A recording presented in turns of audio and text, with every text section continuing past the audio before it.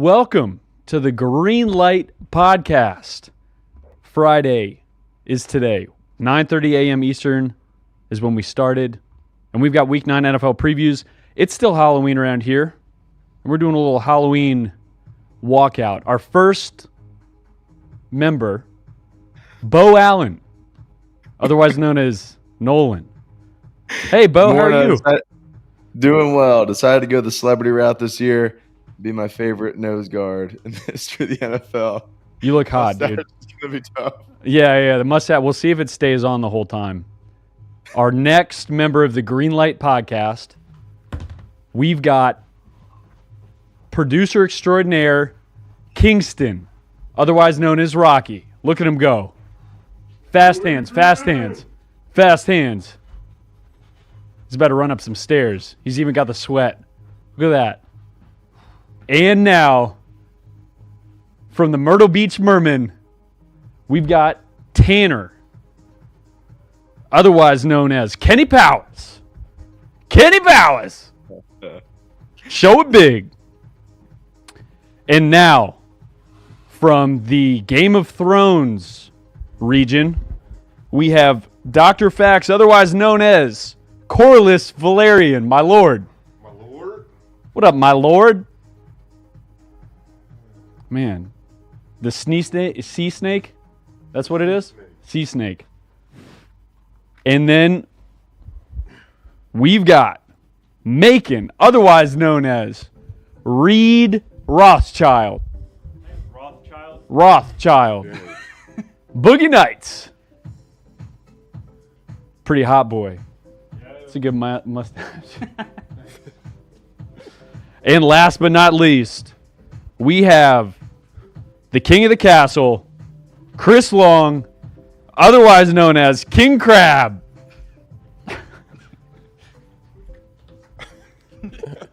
Turn left.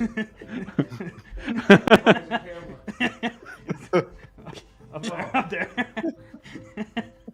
King Crab. Hey, welcome to the show. I hope everybody had a great Halloween. We're celebrating now. Who are you? Hence our costumes out here vibing. You went as Old Pizza last night. I did. I went as Old Pizza. For real. When I went trick-or-treating with the kids.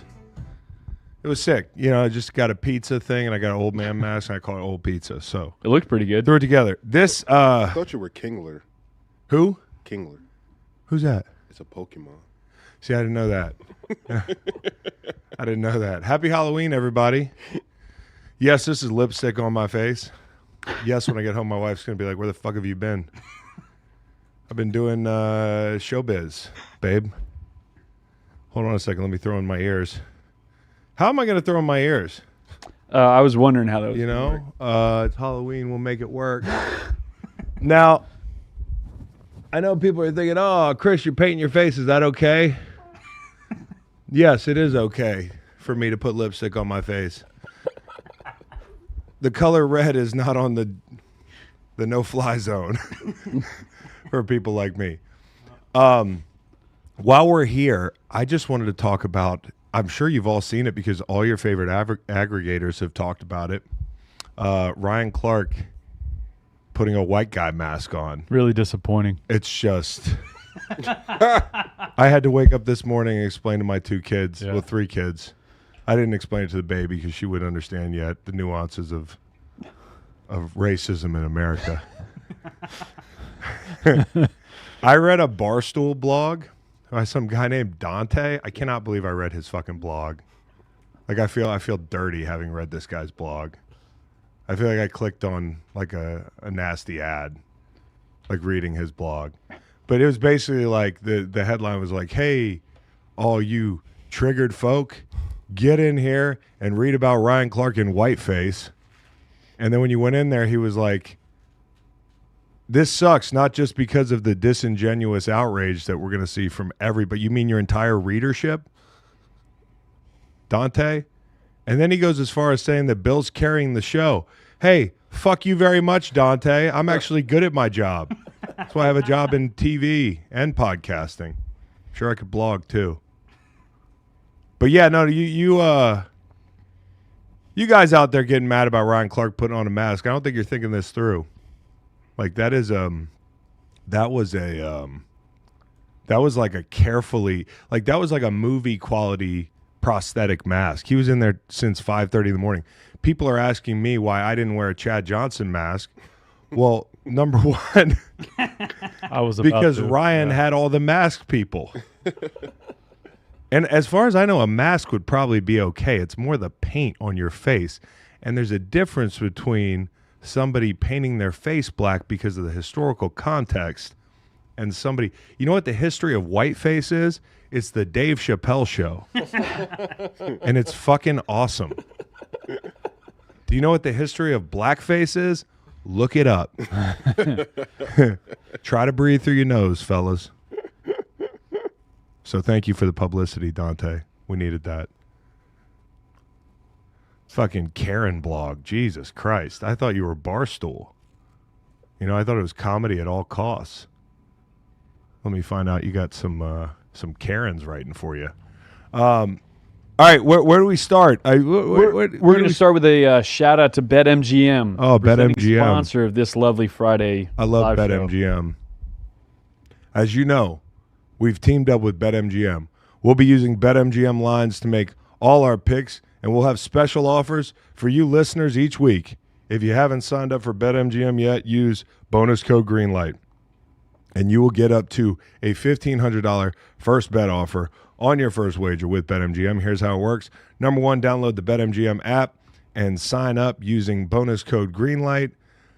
Number two, deposit at least $10 and place your first wager on any game. Number three, you will receive up to $1,500 in bonus bets if your bet loses. Just make sure you use bonus code GREENLIGHT when you sign up. Now, this might be hard if you're a crab like me. Ask a friend to do it for you. You know, it's hard with your little pinchers. I can't type and shit like that. So, welcome to the show. Welcome to the chat. I'm sorry if any of you hated Ryan Clark's mask enough that you have left the chat already because I dismissed your concerns. Good morning. How do I get to YouTube? I want to be able to interact with the chat. There was a love you. comment earlier that said the casting couch looks great. Doesn't it? Good for you guys. Don't they?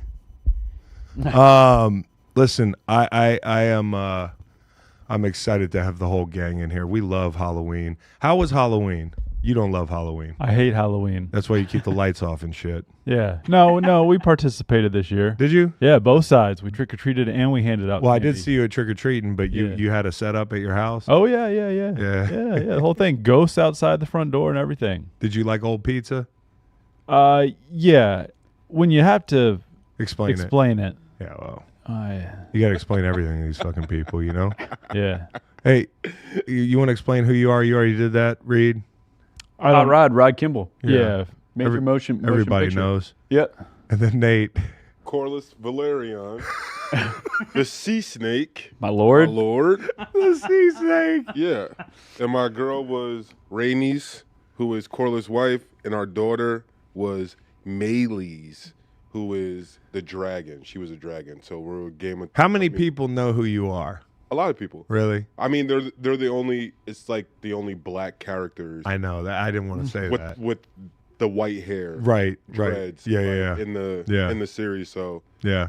it was cool. Hey, I want to give an America's team before we get out into the football here. And yeah, I'm going to break the entire slate down with lipstick on my face. I got to be the first person to ever break an entire slate down with a face full of lipstick. You know what I'm saying? Is this shit going to come off? We'll find out. All right. Gary Christensen. He's in America's team. Even though I don't know if he technically did this in America. Where is the Columbia River? Is it partially in America, partially in Canada? Oh, flex. This was done in America, I So think, it's- near Missouri area. Stateside. It was in Missouri. I believe so. No shit.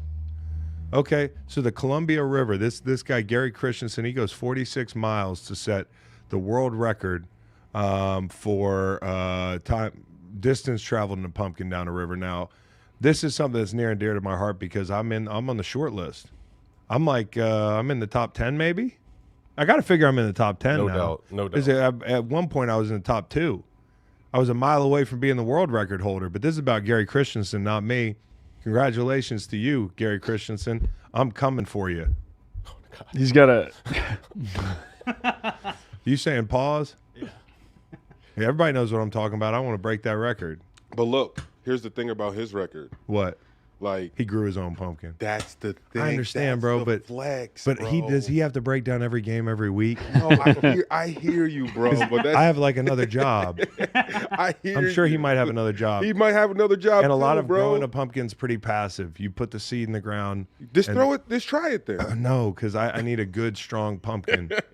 I need a good, strong And I pumpkin. mean that's the flex about it. It's just like, yo, for you to grow it. But did the Intimidator build his car? You know what I'm saying? I don't have to do that. This guy, Gary Christensen's, it's another level, man. Like, you're all that is man, brother. Congratulations. He did this in Oregon, Oregon. where the Columbia River is. So it's one of the hardest. I knew as soon as he said Missouri, I was like, yeah, I'm right. I was confusing it with the Missouri River. Yeah. I mean, it's easy to confuse. Yeah. No, it looks like a beautiful river. It also looks like, to be fair, a better river than the one we floated. Probably a better river. I think he had to do less rapids. I just got to, and also less rocks, man. 'Cause he Rock, was like, yeah. we want to avoid the rocks. I read in the article, he was like, if you hit a rock, it's pretty much over. I'm like, that's not true.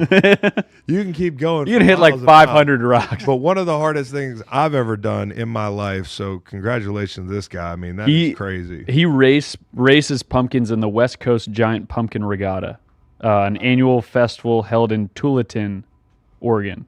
He's a dog. And he's won the event 4 times since 2018. So I think you need to break his record, Yeah. and then also show up to this race and end his nothing regatta respect. streak. I got nothing but respect for this guy. If I break his record, I'm going to be cordial about it. I'm going to tell him that I'm going to break his record. I'm not going to surprise him. I'm going to reach out, ask for permission to break his record, and then I'm going to break his record. He named the pumpkin too. What was the pumpkin's name? Or no, sorry, that was the previous. That was Steve Cooney. That was Okay. Huckleberry. Okay. Ignore. Huckleberry. I'll be your Huckleberry. You know, I'll be your hucklebearer. Did I see Oh, that really? correctly? I'll Yeah, be. Google that. Because I think that was like your pallbearer back in the day. Unless I'm reading some false internet shit. Yeah. Some people know what I'm talking about. Some people don't. Okay. Let's start with Thursday Night Football, guys. What a fucking show. Man. What a show. Thomas Morstead. How about just how ugly it started and how electric it was in the second half? I hate the Jets.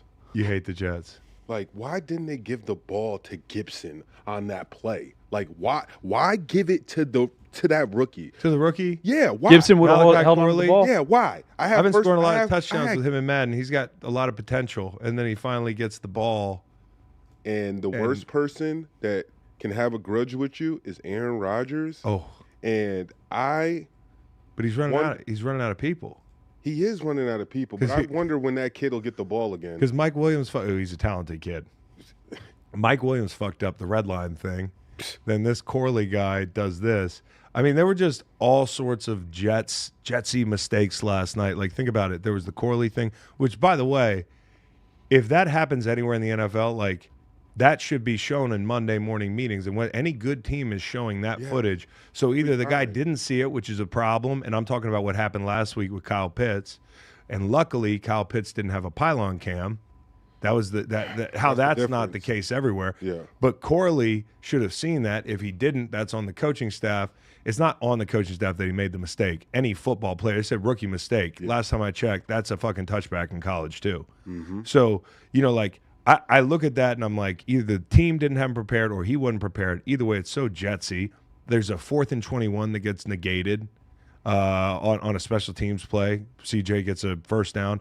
And then late in the game, the guy covers up the center. The rookie covers up the center, runs through the center. That's another penalty that That was a good penalty. Not understand. Turned out to be a good penalty. Because then Fairbairn just Boink. it, bro. Points.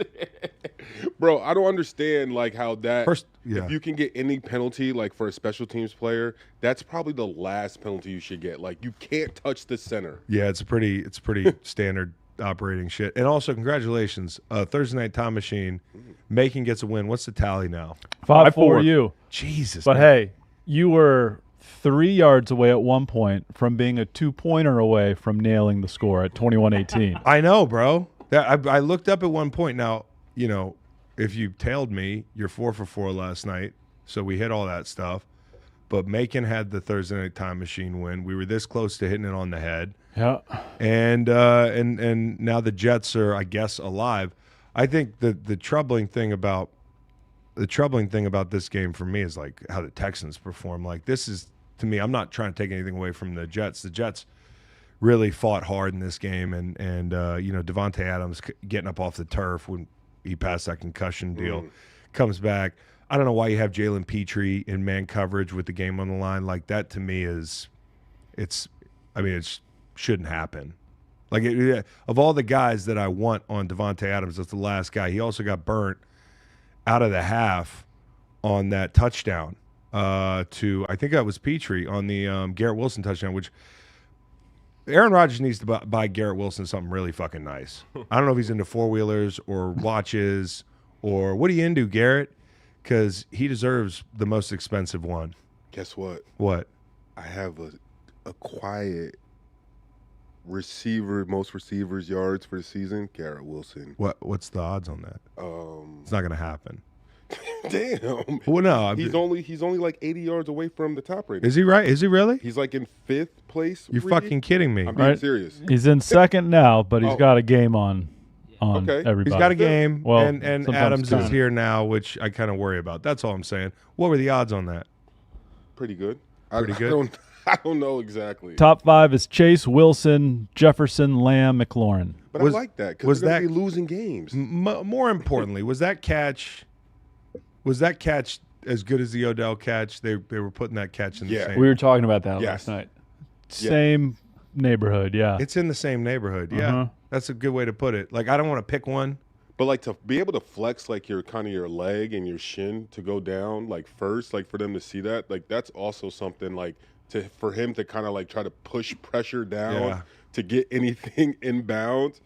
That's also something that is just like that on top of focusing on getting that catch is crazy. I didn't think it was going to be a touchdown. I was like, they're going to overturn this. No, well, initially I was like, damn, and we just learned about the same foot thing. It was like they just reminded us about the same Yep. foot thing, and it was like, nope, psych, that's same foot and then same shin, or it's foot and then Yeah. same shin, which is totally different.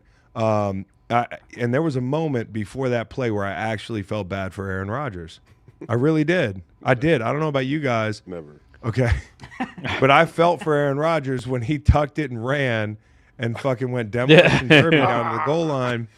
And there was a holding call on Olufashinu. And I'm just like, bro, like this is the most, like at this point, that's not even your fault, brother. Like there's some things that I wanna put on your head, but like this is not one of them. Like this is not your fault. And for him to end up with that throw and catch down there, that seemed like if the Jets turn this thing around, and that's a big if. Like, but you look at their schedule. I mean, it really is like all the games are winnable for them. They're in a one game at a time season, like a 1 game season at a time. So last night I'm sitting on after a game like that, I'm on the couch and I can't get up, and I'm just staring at the TV and I'm watching Damian Woody do the Sports Center hit, and then the Scott Van Pelt hit. They're just Damian Woody's everywhere. And I just want to echo his sentiment when he said that, like, they asked him repeatedly, are the Jets back in it? He said, I'm not going there. What it is it's a good win for the team. Mm-hmm. They definitely needed it. I mean, for Jeff Ulbrich to get that win, like, no matter how many fucking mistakes your team made, Yikes. I know there's a lot that gets put on your plate when you become an interim head coach, and it's just like probably feels like standing inside a tornado. And I just am so happy for that guy to get a win. And I'm relieved for Devontae Adams too, because the guy that showed up a couple weeks ago and you take it on the chin to Pittsburgh, and the biggest thing I remember about the game is him laying out and becoming a meme trying to tackle a guy on a pick. He stopped a pick six. Stopped Beanie the pick Bishop. six. I admire that stuff. I'm kind of like, man, the effort he's given, that like he obviously wants to be a productive member of this team and wants to turn it around. And also just like, I can call it crazy, I can call it stupid to go there, but the conviction, the unwavering faith in Aaron Rodgers, as Jameis Winston would say,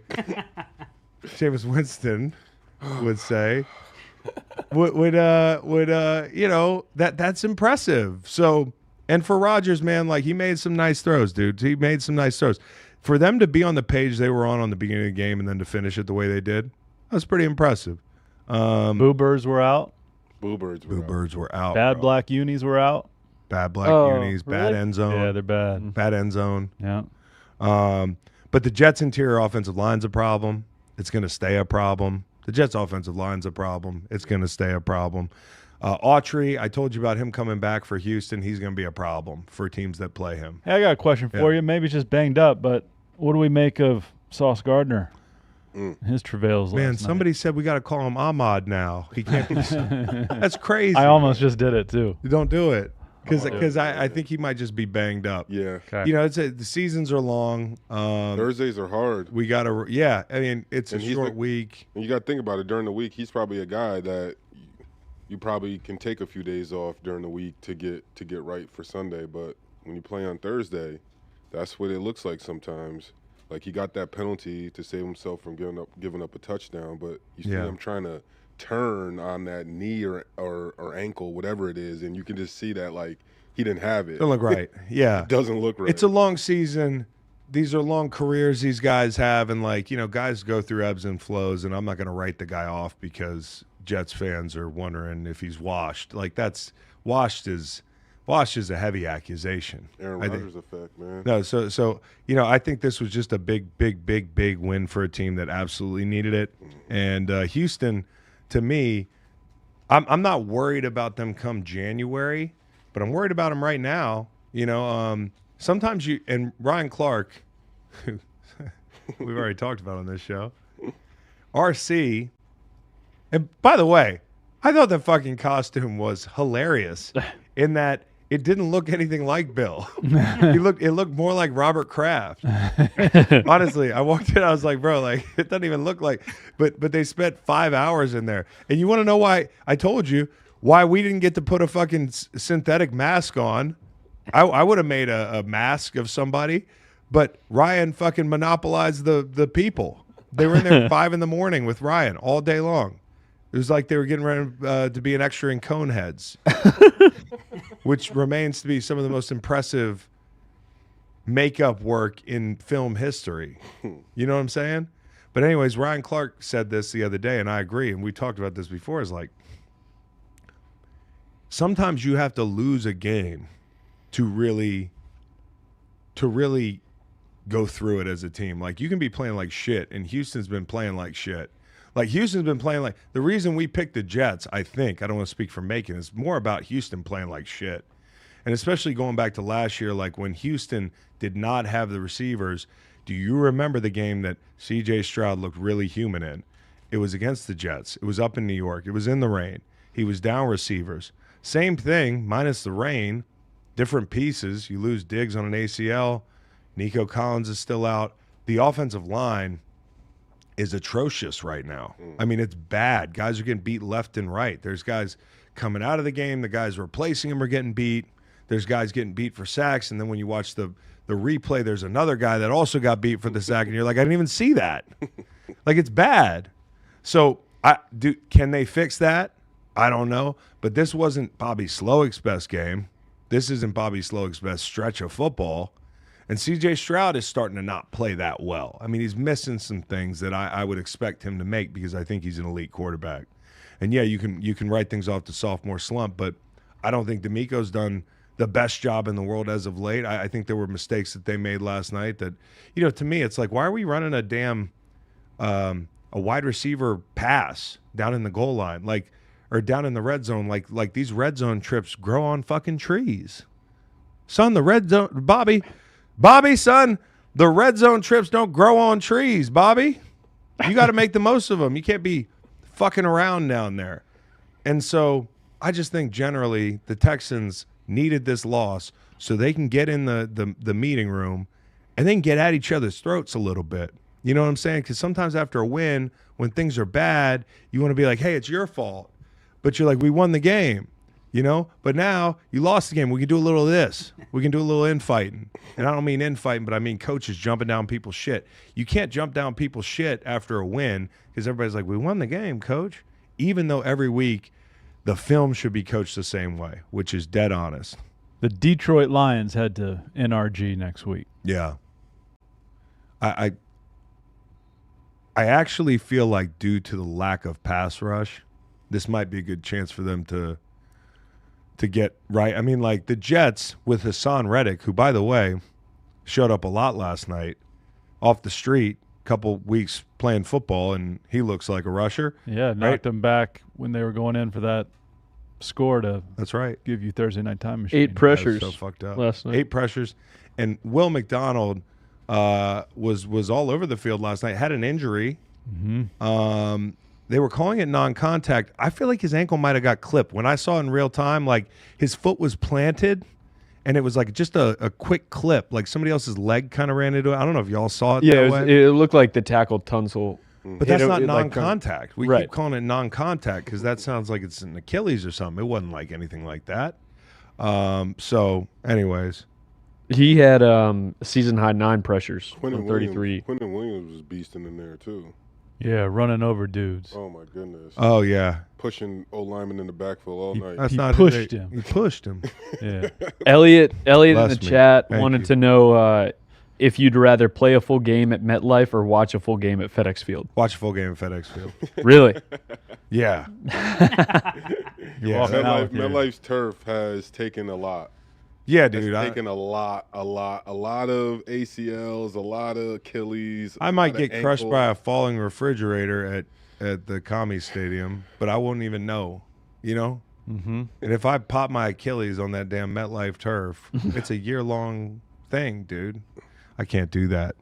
So anyways, Texans got a lot of work to do. They do. But this is the NFL. We kind of had a feeling this would happen. Are they I frauds? mean, we called this. We said the Jets would win. Are the Texans frauds though? You think there's? I wouldn't say They're they're hurt. frauds. I think most people came into the season and were calling for a sophomore slump. There were some people that were hyping them up like me. And I think like the two things can be true at the same time. Like this is going to be a formidable team down the stretch. You got to think about as bad as they've played in stretch. They're 6-3 right now. Mm-hmm. Okay. You have a chance to do everything you want to do. Nico Collins is going to come back eventually. And I think a lot of it's on Bobby Slowick making adjustments and whoever the offensive line coach is Yeah. getting this thing squared away. Because the defense is actually pretty good. Defense is pretty good. And I really do think the Autry thing matters. I thought Stingley had some nice moments, man.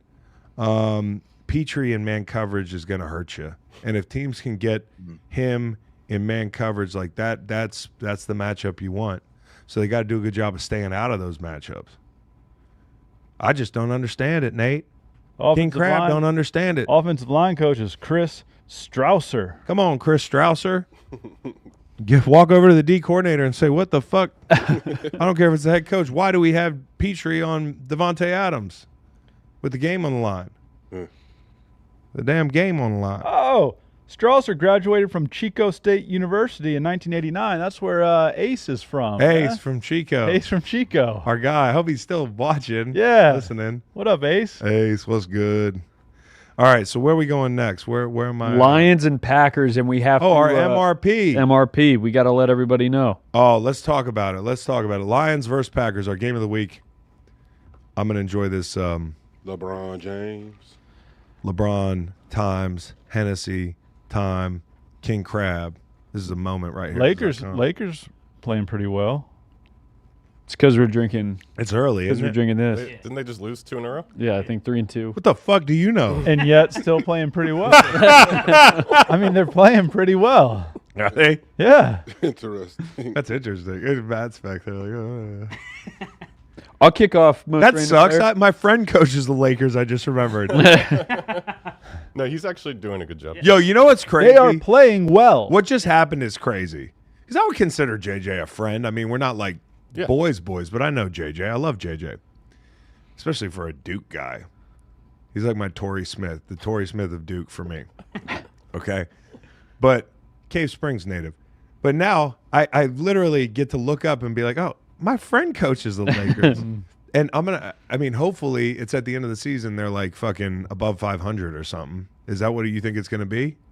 Probably like 45, Because I don't want to 50 be. wins. something Yeah, like that. when a bunch of people are talking about how shitty the Lakers are, I don't want to be like, hey, my friend's coaching the Lakers. They just got to avoid Dang, injury. that's messed. They're Don't old. be a fair weather. You got to say it. Oh, both. absolutely. It's the NBA. I don't care. Yeah. You know? Anthony Davis's health. That's what it comes down Does to. that come down to Yes. Anthony Davis? They as might well? win Yes. 80 this year. I just want JJ to do well. He's 79. As much as I didn't like the Lakers before this. Okay. But I love this LeBron times Hennessy, That's especially early in the morning. Can I Yeah, give a golly. random player? Yeah, sure. All right, Detroit, Benny Blades, great safety from the 90s. I don't know if you guys remember him. That's a good one. How about Jeff Backus? Ooh, I don't know that. I Yeah. got one. Oh, this is either. Oh, what team we doing first? Detroit or? Anybody you Either want. one. Okay, Packers. I got random one. DeJuan Harris. He was my teammate in Jacksonville. Then he ended up going to the Packers, and he had a good little stretch with them. Really? Yeah, running back. Fast. I got a guy who's not random. I wouldn't consider him random. Only because I just hit this Hennessy. I can't think of his fucking name, though. Aaron Campman, one of my favorite Oh, yeah. rushers Jacksonville. when I was growing up, played in with him Jacksonville. too. Great player. Played for He was Green Bay. He was really old when I was down in Yeah, Jacksonville. yeah. Damn, he was a good guy. Just a great technique rusher. Great vet to have like in a D-line room with a bunch of like degenerates, and then you have like this old white guy that's like level-headed, Yeah. able to calm the coach down in every Yeah. situation. So it was cool. Campman, good. I like great, him. Great guy. Oh, I don't know him at all, but I like yeah. him. I'm out of the hot tub game. You know, you wouldn't come down the over the hill and take a tub. But Mark Chmura bears mentioning. Great tight end for the Packers in the mid 90s on some good teams. Taking his in break. Edgar Bennett on those teams. Dorsey Levens. How By about the way, did you see Ocho walk out as me? I did. That was not staged. I guess we're both really lazy. But Ocho came out as me for Halloween. And I don't know where he found a 72 jersey. Yeah, That was pretty. that was the best part of Pretty it. yeah. incredible. He stole it off that kid who tweets at you every Saturday. No, the or best. Sunday. Yeah, that's true. Did he get the Zen himself? Or The did best borrow thing that is from he you? borrowed it. He walked up to me. That's how I knew he was going to be me. He was like, "Hey, C-Long, can I get one of those Zins?" And he was putting a Zen in, or like playing like he was putting him in. And RC kept being like, "Yeah, throw that patch in, throw that patch in." I was like, "Man, that's cop energy, RC. We don't call them patches." All right, so how about BJ Raji? Remember him? oh yeah, Raji. He was for a minute. He had a moment. He had yeah, a he did. He he had had a a- run. yeah, he had an MGM moment. Yeah, he did. Like Mo- he was great for a minute. For sure. He was Get it, rubbing his Raji. belly, right? He was rubbing. Get his it, belly. Raji. Mm-hmm. Most random lion, Adrian Peterson. That's a good one. That is a good one. That's a really good one. I How mean, about Kevin Jones, another running back, oh, that's Virginia pretty good Tech. out of the Philadelphia Catholic League. Ooh, Kevin no Jones. hokey. Boo. Randomized lion. That's not what I was looking for. Random lion generator. The fuck is using this stuff online? Yeah. Mercedes Lewis. Mercedes Lewis, yeah, who's playing right now. So he doesn't playing. count. And by the Oh, way, I yeah. just want to bring this up as you guys populate your MRP for this week. Lions, Packers. Check back in on Monday. Somebody's going to win some merch. Pick the most random player you can. This week, I nominated Mercedes Lewis for Football Guy of the Week. And I did it on the strength of the fact that he's like 40 years old. Yeah, bro. Like, what? Bro, He was my teammate when I was in Jacksonville as a rookie. does he hate his personal life or is it a love for football? I think like even back then, I think he's a dude that there's some people that are just like physically like gifted, like Yeah, so your they body. just your body's gonna hold up. And if you're a person that you can keep your body like in shape, Yeah. and even going through practices, hits, whatever, you found a way to still be like, oh, I can still get up and work out. I like to work out. I like my body, my physique to be a certain way. So if I can still play football, I'm gonna do it. He's that guy. Like he would be doing the extra stuff always, doing extra stretches, Yeah. and whatever it may be. So like it's really not a surprise that he's been able to last this long. You know what works for him too is like there's certain positions you can't play into your 40s. Like Daryl Yeah. Green playing as long as he did was like incredible. Wild. Wide receiver. Wide receiver being super old, like that's pretty damn impressive. Fast. Tackle, defensive end, like Jason Peters just still being in the league right now. Yeah. How old It's is he? crazy to me. He's 42 years old. Oh my goodness. Okay. I didn't realize that. But a blocking tight end, I feel like you can. I mean, it's all phone booth stuff. Yeah. You know, he's got length, he's got strength. And the good thing for him, I think, also too, is him being a little bit taller. Yeah. You don't see him in the backfield as much, so like you're not trying. They're Right. not putting you at that fullback Right. role where Which you got to that run a little can- bit more and bigger collisions. Yeah, bigger. That's what I'm thinking about. Bigger collisions for. Well, I'm pretty sure he still maybe gets a little split zone action. Yeah. You know what I'm saying? Little cross formation Little trap collisions. block. Yeah. But either way, just imagine. I mean, like, no frame of reference for you. I'm not trying to be funny. No frame of reference. I cannot imagine being my age right now, knowing what I know about the NFL and still doing it. I mean, I guess the whole thing is like if you keep riding the bicycle and don't get off it, you can stay on it. But once you're off it at this age, I'm looking at him and I'm like, how are you doing this? A cursory Google search reveals no marriage, no kids. Well, that explains a lot. Might be married to the game. Married to the game. Married to I love the that, dude. I love that, bro. I don't love it for me. Love Yep. my family. But I love that for him. Yeah. Yep. If that's what he wants it to be. Yep. So Mercedes Lewis still playing my football guy of the week. I didn't win. Who won? Ryan Clark. Mm. You know, that was Bill's attempt to throw you off the scent that he was really upset about the white face. Uh-huh. All right, so Who'd Ryan pick? I forget. Probably some white guy. Probably some white guy. Yeah. It was Danny Smith last week, the coach from the Steelers. Mm. And then this week, I don't even remember. It doesn't matter because I think I won. Yeah.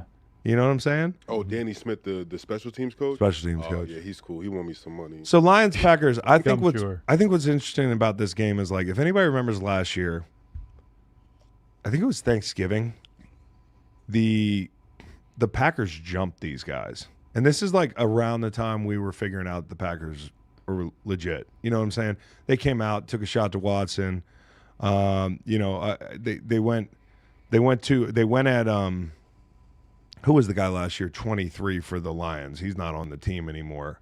But that guy, they went at him nonstop. You know, I think the Packers, what impressed me about that game so much was like they couldn't even really run the ball, and they still jumped these guys. And I just felt like from a pass rush standpoint, they dominated in the middle. Like that to me is going to be, okay, Green Bay offense, they like explosives. Detroit's going to man up a lot. Jaden Reed on Brian Branch, that was a big matchup last year. That'll be something to see if it happens again with regularity. And Jaden Reed won that matchup. But the key to this game for me is how does Detroit's interior offensive line play? Mm-hmm. Because last year in this game, they got their asses kicked. I mean, Kenny Clark was running through people, and now you've got Slayton and Wyatt back. Wyatt, yep. Yeah, which Devontae Wyatt being out for a while. He's one of the better interior guys in the league, and people just don't think about him. I don't know if it's just he kind of gets lost in that group full of names on that front. Preston Smith, Rashawn Gary, the whole group. So I think this is an opportunity for the Packers to kind of circle the wagons, whether Jordan Love's up or not. I mean, that to a lot of people is the key to the game. Obviously, the quarterback being available is a big one. But I look at, like, on both sides of the ball, if there's one position group matchup that I'm going to watch the most, it's going to be that Green Bay defensive line, especially inside, against Detroit's offensive line. And I know that Detroit has made changes at one of the guard spots, so they're a little bit different than they were last year and all that. But, like, Graham Glasgow had a tough day. You know, like, Kenny Clark and this group up front, when they're humming, is pretty good. And when they're playing at home, I feel like they're even better. And you know, I just – if Malik Willis plays, I still think this team has a shot. Wow. I do. I really do. Defense has forced 19 turnovers in 8 games. Hard pace to keep up. 18 all year last year. Yeah, hard pace to keep up, but a big improvement. Low 50s, windy. Yeah. Lambeau. Yeah, we don't love the weather for Goff, who, like, Outside. that's not a shot. Just there's some guys are better inside and outside. Like like this rush, the way the weather is this weekend, like it could be a game whether or not Jordan plays or not. I know having a groin, like I've got 2 groins as we speak, but when I was a player, I used to have a groin all the time in the sense of an injury to the groin. No, I got you. When does Okay. Yeah. when does a coach or a team step in to be like, hey, like the groin, like we should definitely, Let's talk about your groin. yeah, like we should just Talking pitch- groins this Friday morning. bro, because it's just like, you know how it is as a player. Your groin right now is getting cold, so Right. like it's harder to warm up. Cold groin. Cold groin for a quarterback, like you probably can't get enough torque on passes or do enough stuff Yeah. in that sense. So like, No, I'm with you. I mean, and you have a capable backup. I'm going to tell you what it feels like. when you do that to your groin, it feels like it just feels like you could go like, you know, you feel like, damn, but your leg starts feeling like it's 50 pounds, which it is probably 50 pounds. But I'm saying your leg starts feeling like it's 200 pounds, trying to lift it off the ground. And then you start overcompensating in other areas. And, you know, it basically feels like that spot, you know, right next to your, yeah, if you're a guy, right next to your sack there, gonna rip. depending on how high it is, feels like it's dead. Like it just like it goes like almost like numb and burns at the same time. And that's when you have like a pull or a strain. And you know, like I said, your hip flexor starts working harder, your hamstring, everything, your back.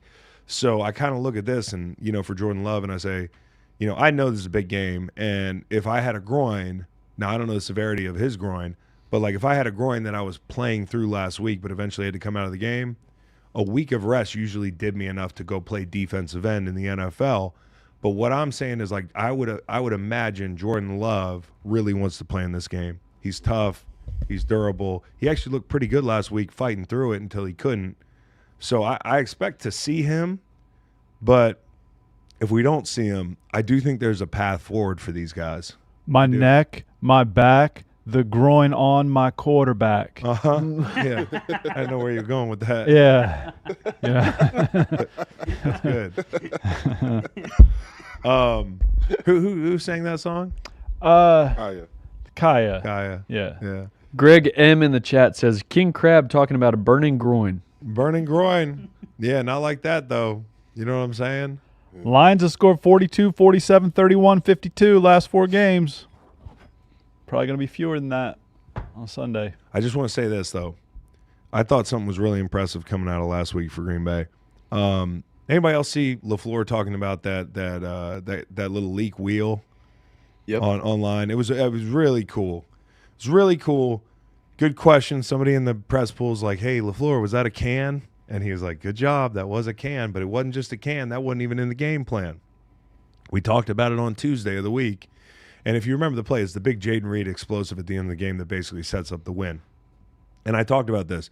They went down in this game, and Malik Willis and the Packers respond and end up building a lead immediately. Like probably the crossroads moment of the game. You have to put Malik in the game and not just to withstand it, you know, sudden change, but also late in the game to make this throw and to make the check, okay? Because that's what they're talking about is safety creeps down. You know you got man. They make the check because they're gonna leak Jaden Reed out across the formation, and the guy falls down.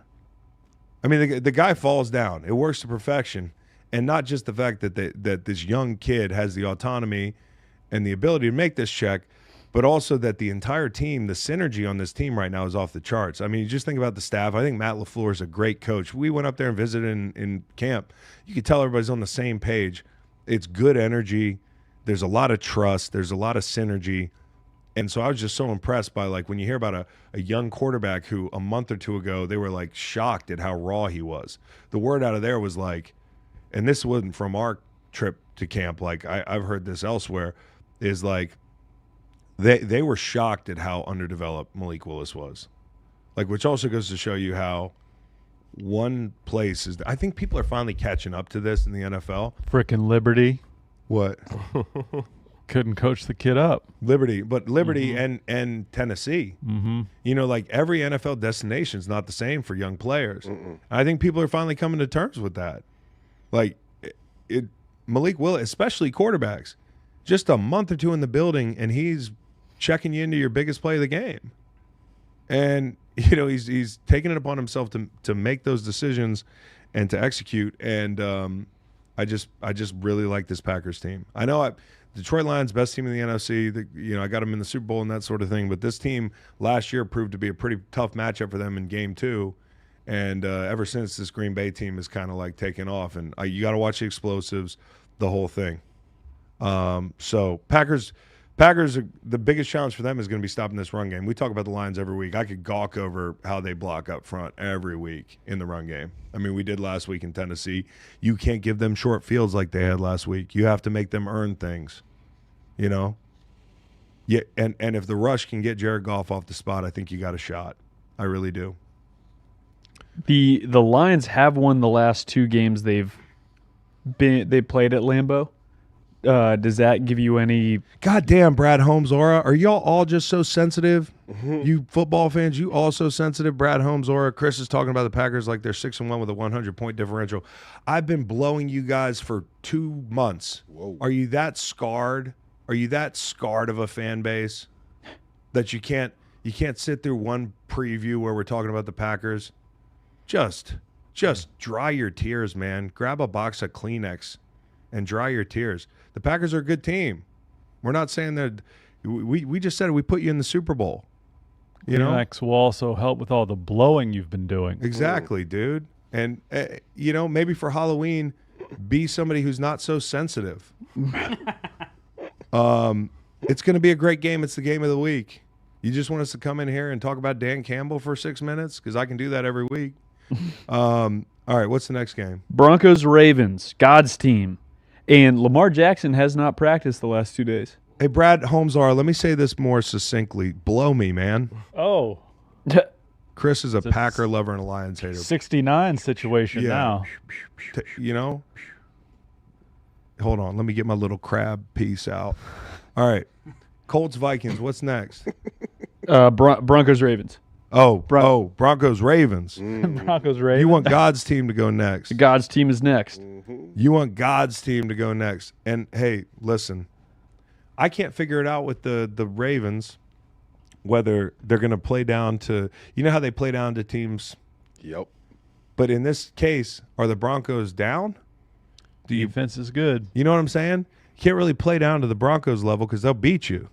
And their record's too good. But it kind of feels like a game where Baltimore's laying 8 points or whatever it is, and everybody's just expecting. And has this skyrocketed a little bit? I think it's more than that.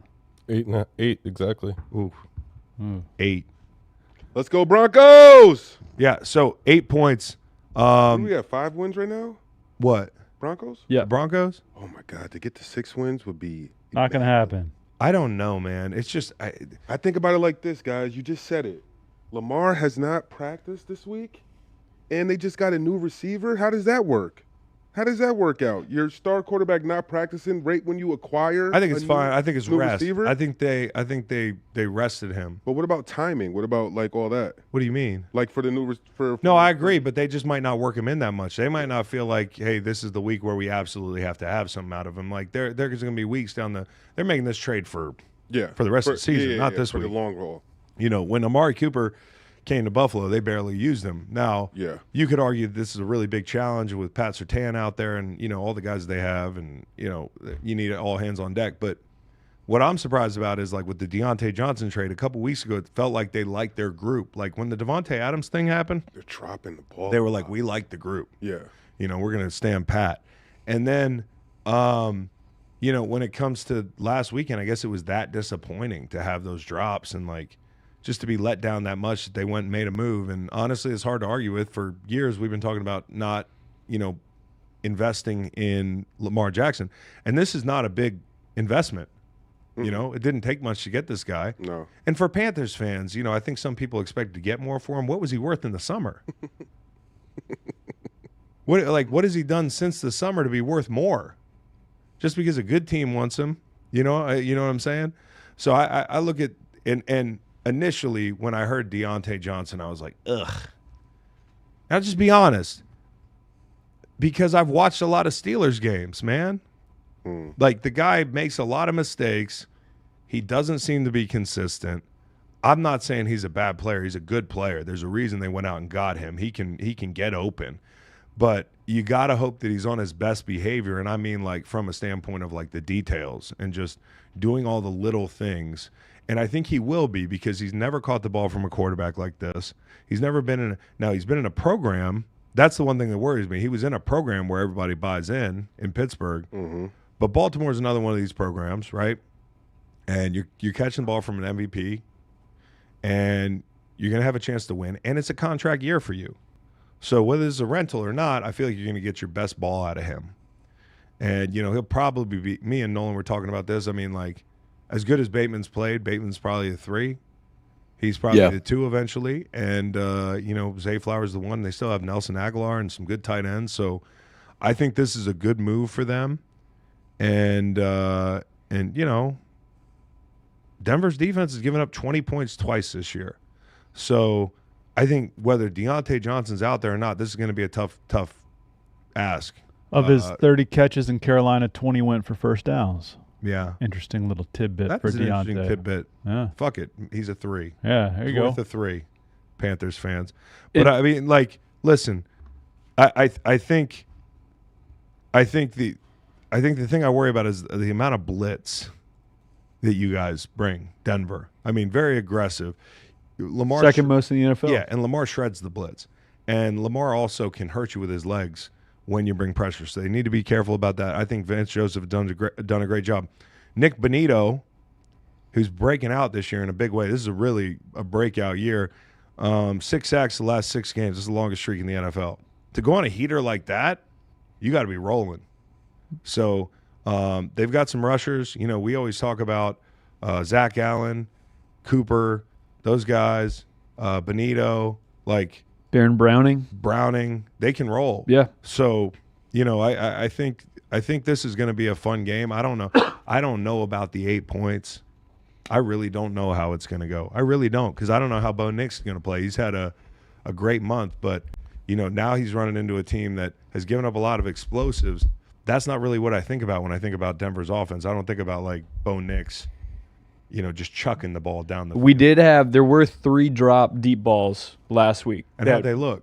Good. I mean, it was dropped. It was a wide receiver drop, so it was on him. It's the Panthers, but the Ravens still give up a lot of explosives. So if you can get him, great, but I just don't know how he's going to play. There's a lot of team speed. It makes me nervous because the Ravens are they're going to be playing pissed off, the defense especially, because they lost to the Browns, but also how many interceptions did they drop last week?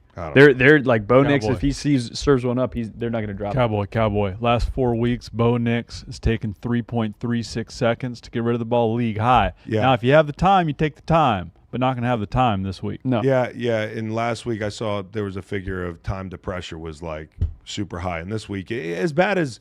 And I don't want to say bad because they've got some rushers, but I mean, like, as poor as the defense has played at times, like Baltimore this week might be undervalued because you're coming off a game last week where you're like, damn, they lost the Browns. Well, they dropped like 5 picks, and the Browns, and they were also down a couple of their guys in the secondary, and the Browns kind of play them tough. I feel like the Browns play them close, and the Browns play Derrick Henry tough. Like that's what And they had unwavering faith. They had unwavering faith. So Lamar Jackson is 54-29-2 against the spread in the first half of his career. That's the best quarterback ATS in the first half in NFL history. If you want to bet that, that's not a lot. Lamar first half. Serve it up. Mm-hmm. He's real good. Yeah, 54-29-2. What's that? About 4 points this week? Probably 3.5, something like that. Something tricky. Something juicy. Something tricky and juicy. You're going to bet the Ravens do it now. The line's moved down from 9.5, probably just because of Lamar uncertainty. I'm going to wait until it steams back up. Well, you can find it at Probably 9. Bet the Broncos. Bet MGM right now, it's 8. That's just a lot of points in a game that I think might be lower scoring. Maybe. I don't know. It's not one that I feel passionate about. Don't get any ideas. And it is Ravens -3 first half right now. Bet MGM. Yeah. Tasty. But the run game, that's going to be the biggest thing. Denver runs that odd front a little bit better against those kind of gap scheme runs. And so if they can stop the run and make them a little bit more one-dimensional, I think they got a chance. But it just all comes down to stopping the run. And on the other side, us running the ball, the Broncos running the ball, we've not been great at it. And I think we have one win and 3 losses in the 4 games that Bo Nix has led the team in rushing. I think that's right. Yeah, but haven't Stands you guys to had reason. some hundo yard games recently? Yeah, it's gotten a little better. Like Yeah. last week was not particularly good, but the couple you games watched before them, that, so I'm not gonna. yeah, the couple games before that were at least better. But the Ravens are one of the best run defensive teams in the league. Here's what's interesting though: is one thing that this game could come down to is the red zone. You've got a top 3 defensive red zone team in the Broncos playing a number 1 red zone team in the Ravens. I mean, they're both elite in the red zone on that side of the ball. So, these are 4-point PBUs, they're 4-point tackles, they're when you get down in the red zone, that's when it's nut cutting time, and the Ravens have been really good there. And in fact, the one game that they weren't very good there, I think, was Kansas City. When you look at it, they ran out of time in a couple of those situations. They were hurried down in the red zone. So this is a team that can punch it in. They're great between the 20s, but they're also really good in the red zone. Want to go out west, Rams Seahawks? Fuck yeah, I do. Rams Seahawks. Rams Seahawks. Little NFC West action. I think what's interesting about this is McVay. If you want to look at McVay, McDonald, look no further than last year. What the Rams do up there in Baltimore, they did a really good job. Had some really long drives, some great conversions. The pass game, they were really impressive and actually ran the ball, came out and pounded the ball straight out, and that's against the Ravens last year. So I would imagine looking at these two teams and saying, hey, one thing that these two teams do not do a great job of is defending the run, that the Rams feel pretty good about that deal, right? And they've got their receivers back. And the thing I talked about last week is the Robins look really good when Puka and Cooper are on the field, because they're playing against guys that are, and how do I say this? Not every coach coaches the 3rd and 4th wide receiver up to look as good as those guys do in that offense, and it also speaks to their talent that when they get down there and they're playing the 3rd and 4th cover guys, because all of a sudden, I'm talking about Atwell and Robinson and those guys, they've got better matchups that suit their skill sets. And so not just having Puka and Cooper back, but also those guys playing better, having the run game. And I think about the Rams in their fully formed, kind of situation that they're in right now. They finally find themselves offensively in a little bit more of a complete situation, even though they've had to replace guys up front and that sort of thing. They're consistent. I know what I'm going to get out of this group. When you look at the NFC West, there's 2 teams that have known to surge a little bit late in the season. The one team is on a bye right now, and everybody's keeping their eye on Christian McCaffrey. The other team is the Rams. And the Rams, 10 days ago, we were talking about them selling. And now I'm reading articles about who we trading for. I'm like, well, pump the brakes. We got to win this game, Rams, right? And I think this is a game that they can win. A big key for me is going to be Jared Verse and that front against an offensive line that has given up some sacks, some pressures. They got a rookie in at right tackle. We'll see if Fant and Abe Lucas or some combination of 2 are back to push that rookie out of the lineup. But Charles Cross, to me, does not look like what I thought he'd look like this year in watching. The anchor has never been a strong suit of his, but I do feel like Jared Verse can test that thing. If Jared Verse, you think about him working up and down the line and finding his matchup, I think he might not mind the Charles Cross matchup. I don't think you have to run from Charles Cross.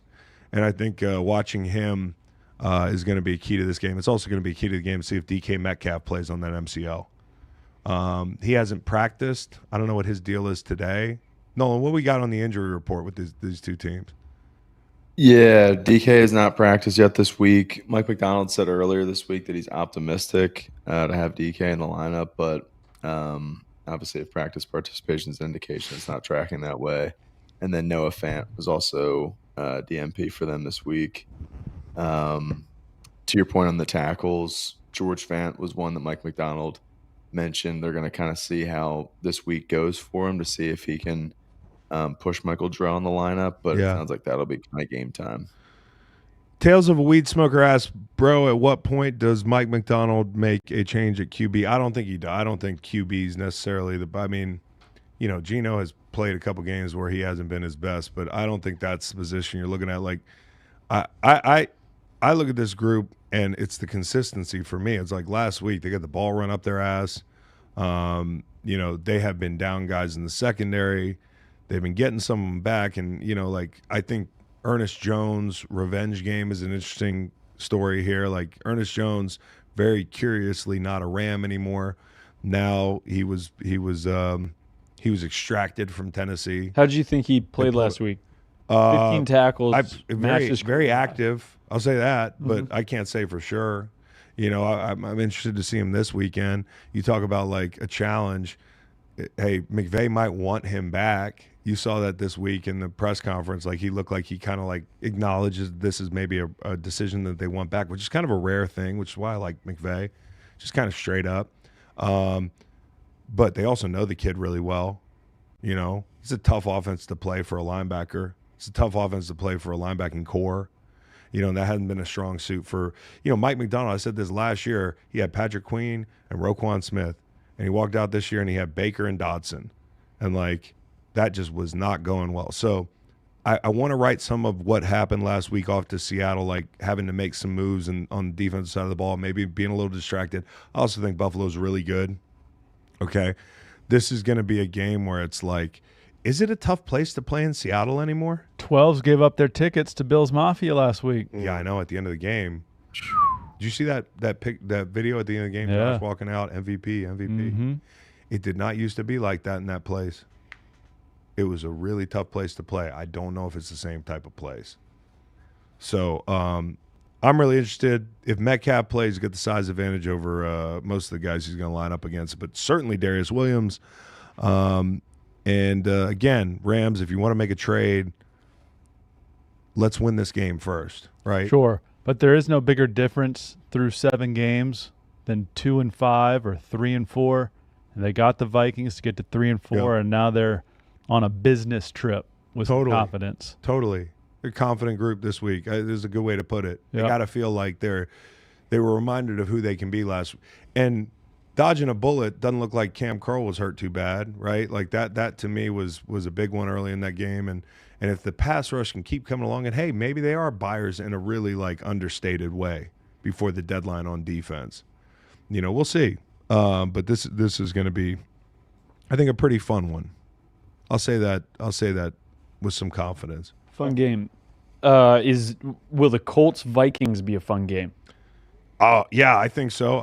But you got to be careful, man. The Colts kind of riding high. You think Joe Flacco is going to come in and, you know, the Vikings are down and all that stuff. The Vikings are getting T.J. Hawkinson back.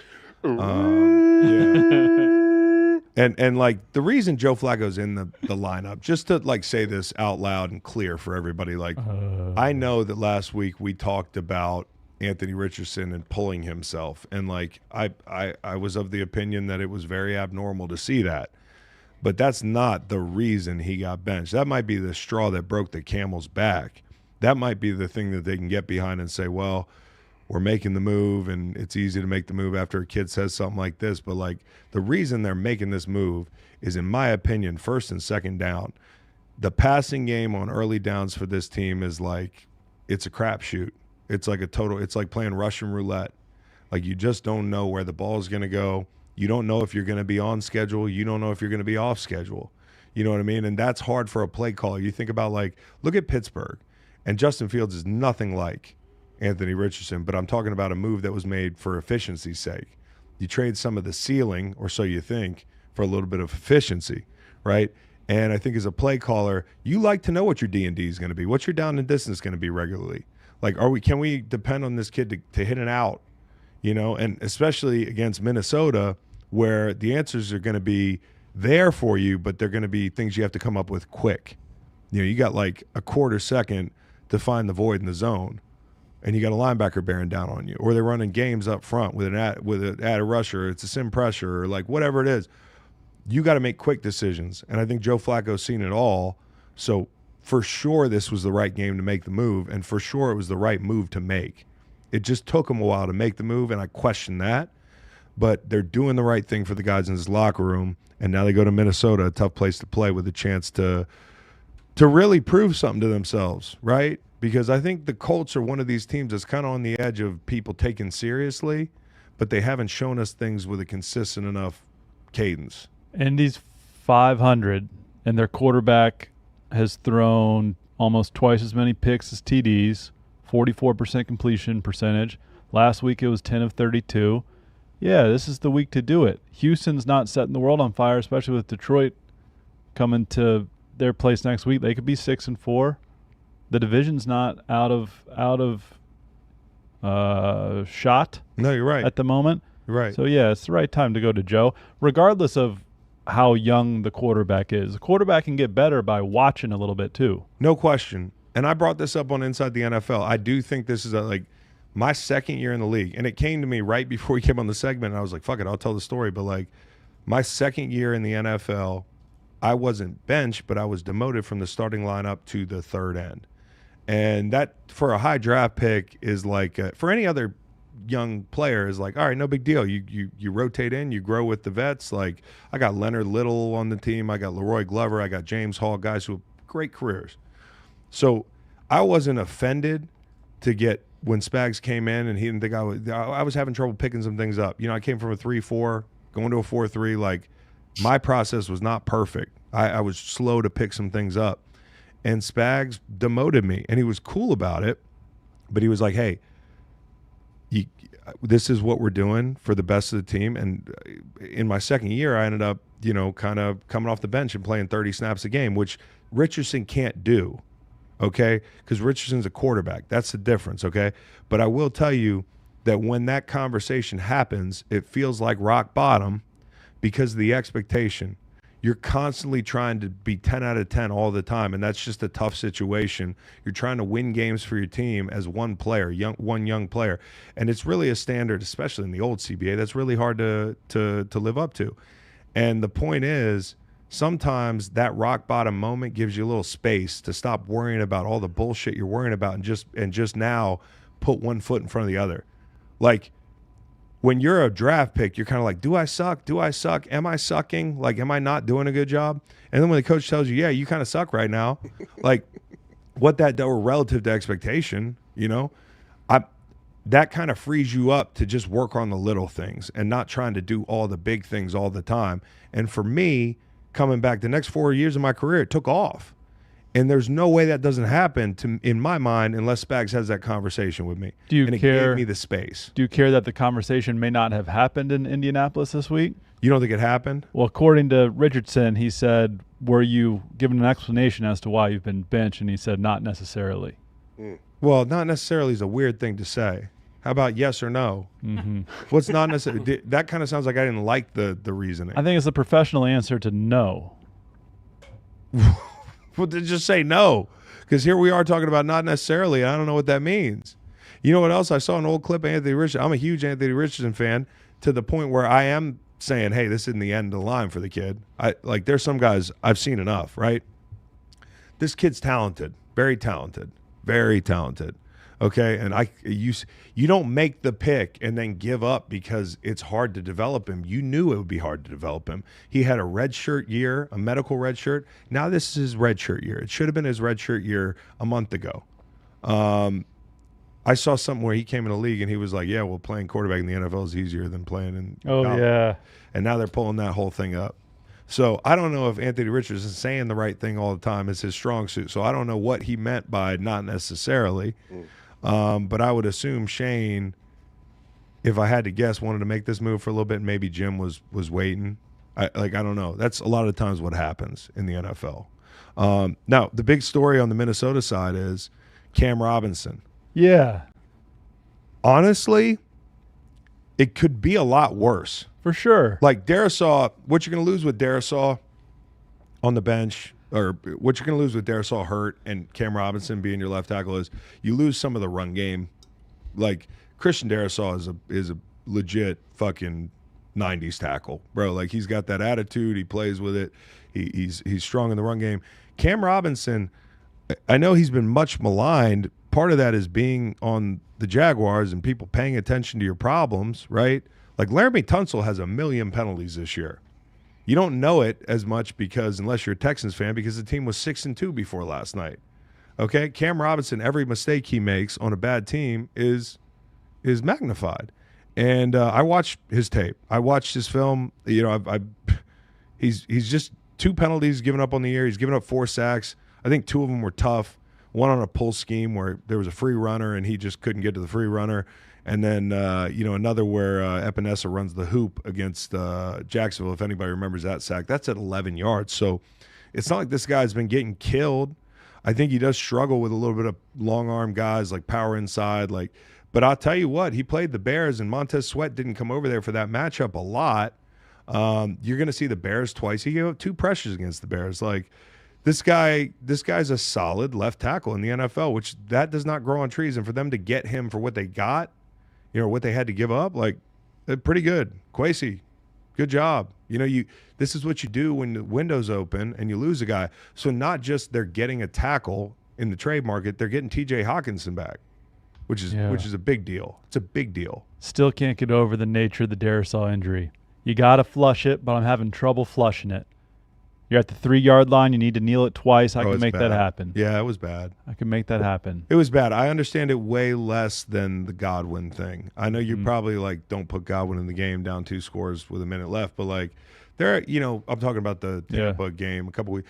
They're a field goal away from being an onside kick away, and they already got one. Mm-hmm. So it's hard to argue. If they'd have just laid up at the end of that game, what would people have said? They'd have said, "What the fuck are you doing, Todd Bowles? Why are you quitting?" Yeah. So I understand in that situation. I don't so much understand this. You got 95 yards to go under 30 seconds or whatever it was. You take a knee, you go to the half. Yeah. Or you I don't know what you do, but you don't do. Probably would have been 2 knees. I think they had a one timeout on the other side. Yeah, or you run a QB sneak, something where nobody's going to get hurt. Yep. You put in somebody not named Sam Darnold, and you just lean forward. Yeah. Vikings not so hot in the second half this season. Keep an eye on that. Yeah. Offense ranks 24th. Not good. Not good, Bob. And they're second in EPA in the first quarter. I don't think there's anything to be hysterical about for the Vikings, though. We knew they'd lose that game last week because of the Dan Campbell hangover. So this is not a shock that they and when teams lose, they go through funks, man. Teams go through funks in the NFL. This could be a funk for Minnesota. They have a chance to get off the schneid this weekend and then go. But we far too often get way too reactive when a team loses 1 or 2 games. A lot of times when a team loses a game, they lose 2. Just the way it is, even the good ones. So I still think they're a good team. I look forward to seeing Hawkinson out there. It's easy to forget that he's been on the sideline as good as they've been this year at times on offense. So what's next? We've got Chargers at Browns. Jameis back at it. Chargers at Browns. We get a little. We're gonna get some Joe Alt. Myles Garrett. Yep. And Myles Garrett, apparently, he said that was the matchup he was looking forward to. And when a guy like that says a thing like that, quarterback should be scared. Joe Alt needs some melatonin this week. Of it. Some of the nightmare. Well, melatonin can cause nightmares, I hear. But yeah, right. But maybe that's the only way you can beat a nightmare. Is to have a nightmare. That's really good. The Browns. You should do the narration for teams' highlight videos and shit. Oh man, this is gonna be a fucking slugfest. I'll tell you that much. The Browns are attempting to be the first team to ever defeat any pair of head coach brothers in consecutive weeks. Oh, I like this. Yep. And who else to do it than Jameis Winston? Famous Jameis. And you're a crab, so you got to be rooting for Jameis this week. I don't know, man. I don't know if I'm rooting for Jameis. Here's who I'm rooting for in general is Justin Herbert. And I know there's some people in this chat, and maybe they're still here, and I respect your opinion. I might belittle your opinion, but I respect your opinion. We all have bad opinions. But Justin Herbert is a fucking elite talent quarterback. And the only reason I'll say he's an elite quarterback, even though he has played elite over the past few weeks of this season, especially when they've actually opened it up and let him operate a little bit, is because their offense just isn't elite. Like, so it's hard for me to call a quarterback an elite quarterback right now, like a top 5 quarterback right now if their offense isn't playing like that. But if there were a draft of quarterbacks in the NFL, how far down the list do you think Justin Herbert is? You're just starting your franchise. So age is a factor. Yeah, I suppose. He's probably 5th. Yeah, he's in there. He's in there, like swimwear, bro.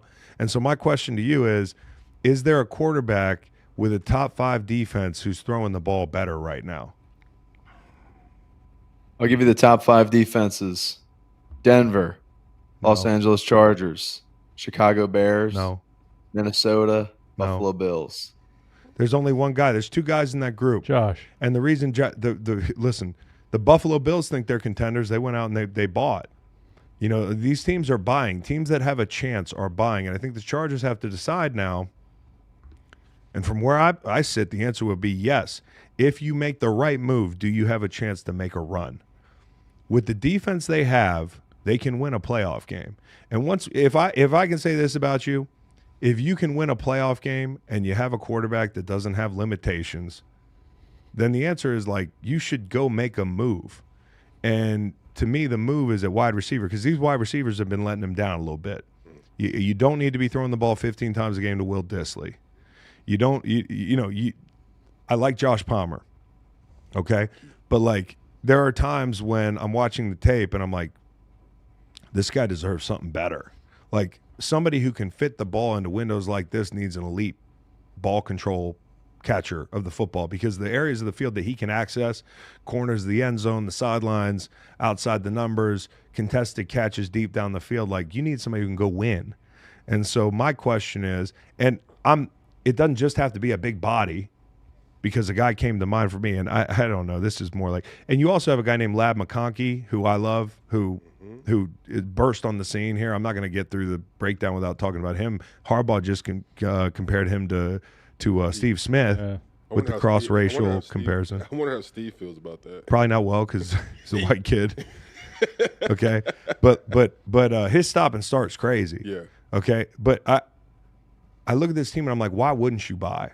You know, and I can hear Harbaugh right now being like, I like the guys we have. Like, I like the guys in this locker room. Like, but that's when it's Ortiz's job, who comes from Baltimore, who's accustomed to making moves, to be like, well, I like the group we have too. Can you imagine if we had one more guy? Mm-hmm. And so when you've got 2 elite tackles, you've got a running game strong, you have an elite talent quarterback, you have a top 5 defense. Guys, I'm not blowing smoke. Like, this is reality. So what do? You make a move. Hey, here's a wild fantasy question, and I don't know if it's not fantasy football, but it's like fantasy land shit. You guys tell me if this is feasible. I don't even know, Nolan. You tell me. There's a guy playing in the NFL right now who's really dangerous outside, and his team has 2 wins, I believe. And this weekend, his team plays the Buffalo Bills. And if the Buffalo Bills beat the doors off this team, I kind of wonder if they should be selling.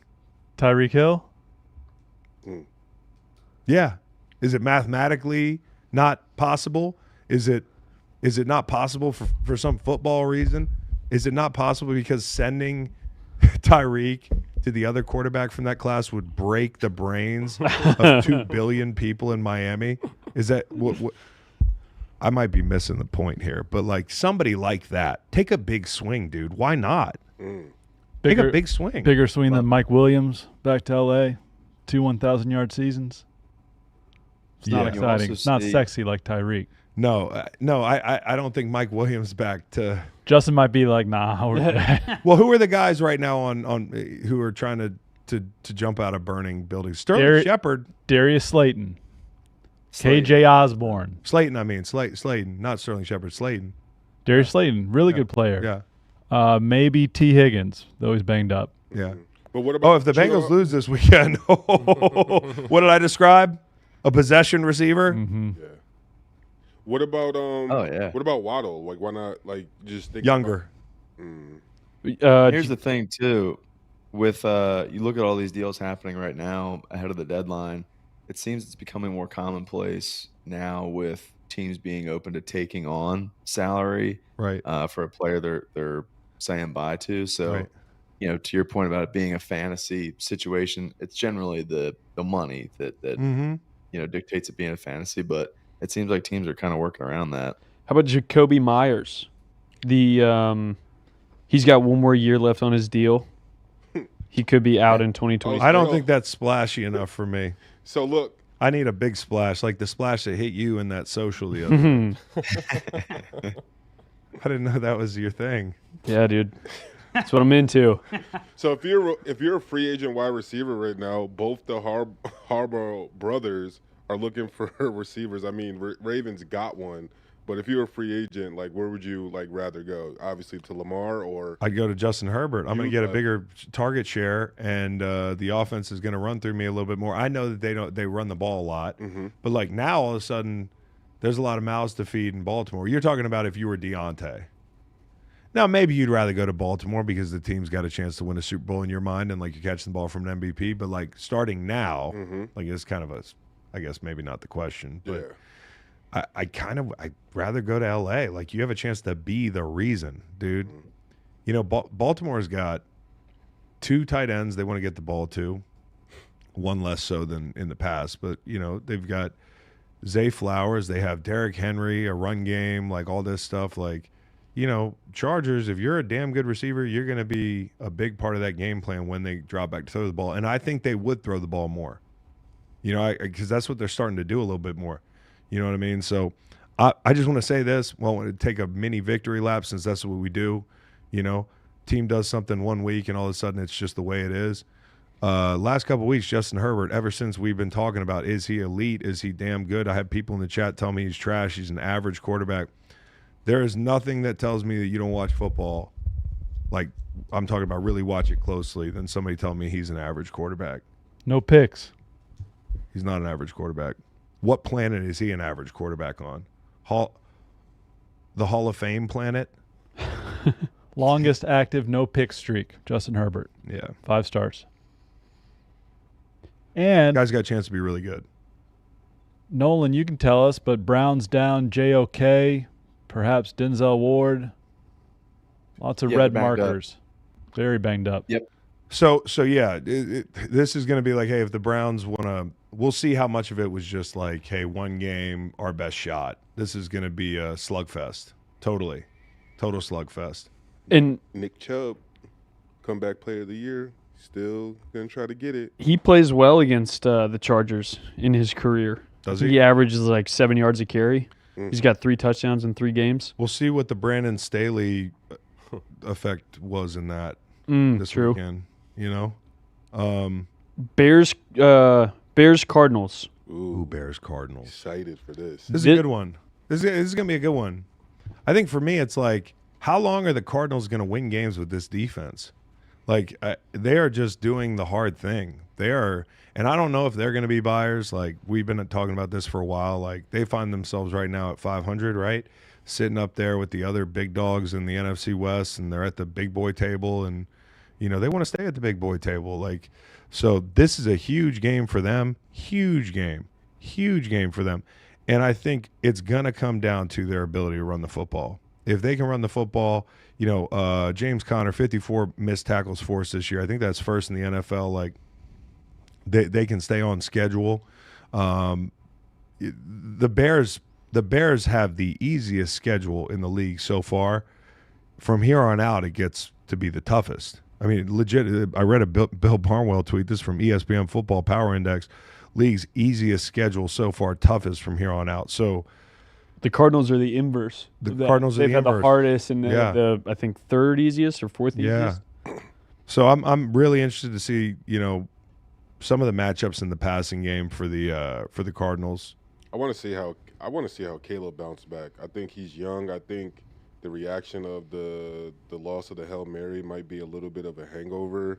They had a lot of off the field stuff to deal with their with Stevenson and all that. Like, just He's still having a long week, I'm pretty sure. that's what I'm saying. It's just one of those things where can they bounce back? And then it's just like to lose a game like that at this point in the season, like you're saying, with the hardest part of your season coming up, like that can either bring a team together if the coaches and you can get the locker room to be like, hey, I'm itchy. Kind of makes sense. hey, forget this, or it could be a bad situation. And then even worse for them, on the lighter side, It's double XP weekend. Oh, it is double XP know- weekend. How does that factor in? You know that for Kyler Murray. Yeah. He's a gamer. Don't get us yelled at in the chat. There's a lot of people that are like, "Hey, that's been debunked." No, he's a gamer. I know. Double XP weekend for the new Call of Duty. And it's a home game. Like you're gonna be at Newtown. home with your console. Bro, he's gonna be ready. He's gonna I think in real life he's gonna be juiced up for that. You think so? And then he's gonna be like, you know what? I'm gonna get Caleb Williams out of here. Like, Do you think Kyler would be a better sniper or a running gun guy? Because he is really fast, but as a sniper, he could hide anywhere. But I feel like he's probably one of those dudes that like You're gonna be like, there's a like giant run it- sniper rifle over there. There's nobody they run and manning it. snipe. I feel like he can run and snipe. Let me go grab it. Pow! He's running around with two P90Xs, super fast. No, but I really do. Here's one thing that's interesting, Nate. Bears fourth quarter win probabilities. This is from Adam Hodge on Twitter. 2023 versus Denver, 98%. 2023 at Detroit, 98%. 2023 at Cleveland, 91%. 2024 at Washington, 96%. These are win probabilities at some point in the game, in the fourth quarter, And they lost all of and them. they lost those games. So, Not good. I think we're kind of close to Matt being in the crosshairs a little bit. As good as his defense has played, I'm not talking about Kingston. I'm talking about Matt Eberflus. Yeah. So, there is a game management aspect to this thing. And I don't love hearing from Shane Waldron. I stand by handing the ball to that fucking big fat guy. Like, that to me. Does anybody know Shane Waldron? Does he have an ego? Because that's like an ego thing to say that. It's all ego. Like even Eberflus too, saying that those yards don't matter. What yards don't matter? The yards before the Hail Mary. I mean, to his point, I understand what he said. I had a fucking guy who I taught to box out in a Hail Mary, and instead he's in the corner of the end zone mugging up the crowd. Now, I understand this part of it, which is call a timeout. Yes. You had timeouts. Yes. You took the timeouts back to Chicago. What good did they do you there? Oh, my If you'd have been paying attention, you'd have seen this guy over there, Or someone in the booth. Somebody see it. So I didn't like them being, but again, it's execution at in the biggest moment of the game, and this team has failed to execute in different moments this year off of like basic discipline things. You know who was the happiest on the planet that Halloween happened this week was Tyreek Stevenson, because he could be somebody else. I don't know what he was, but that had to be the best 3 to 4 hour break. He came to work today. People were like, "It's not Halloween anymore." He's like, "I just felt like wearing a costume." Because I would want to hide, bro. If I was Tyreek Stevenson, I wouldn't have gone to the grocery store. I would have DoorDashed everything. I would have GoPuffed everything. You have to change your name on GoPuff. And not DoorDash too. Tyreek Stevenson. Yeah. What is this game? What You didn't know? Did you order a Molotov cocktail? We know what station this game's getting played on, because I know the announcers are probably salivating to bring this up. Oh my And to God, bro! show the replay, show that different angle. He made a bet with somebody before the game. Like he like dapped up a fan and was like, "That is confidence can be a dangerous drug, dude." Sometimes DBs are too confident. It's the clout thing, bro. No, I don't know if it's clout. What do you think happens first? The Somebody Bears. said Kyler's UAV has entered the battlefield. What do you think happens first? The Bears losing at State Farm Stadium, they're 3-0, or Matt Eberflus winning a road game on a Sunday? He's 0-17. You said what happens first? Yeah. Is he going to win a road game, or are the Bears going to lose at State Farm Stadium? Oh! Is this What's State gonna Farm happen? Stadium now? Yeah, in Arizona. Okay. I'll take. I don't understand the question. Sorry, which streak is going to break? Which streak is going to break? basically asking Are the yeah. Bears going to finally lose Are they in gonna Arizona? win or lose? That's all he's asking. Well, I'm not going to tell you that now. I'm not going to tell you that now because we got Macon over here. Making earmuffs. No, that's But not. the- mm-mm. Got That's the not wires. earmuffs. That's not. You got to take your headphones out. Oh, I watched the cop bit from last You week. did? That was Like- good. Yeah. Bears are going to lose this game. Suffering from a hangover from last week. Okay, you can put them back in. Good. Right? Do you agree with me? Yes. Okay. Yes. Um, I've been wanting to do a cop voice for a week. I'm in the cop car. We're looking at a criminal. There are crimes happening on this street. We need backup. Over. good. You got to throw in a 1027. 1027. How would you describe Ryan Clark yesterday if you've seen him? We have a white male, approximately 75 years old. Black hands, white face, black hands. White male with black hands. Very young girlfriend. I don't want to touch this. You know what I mean?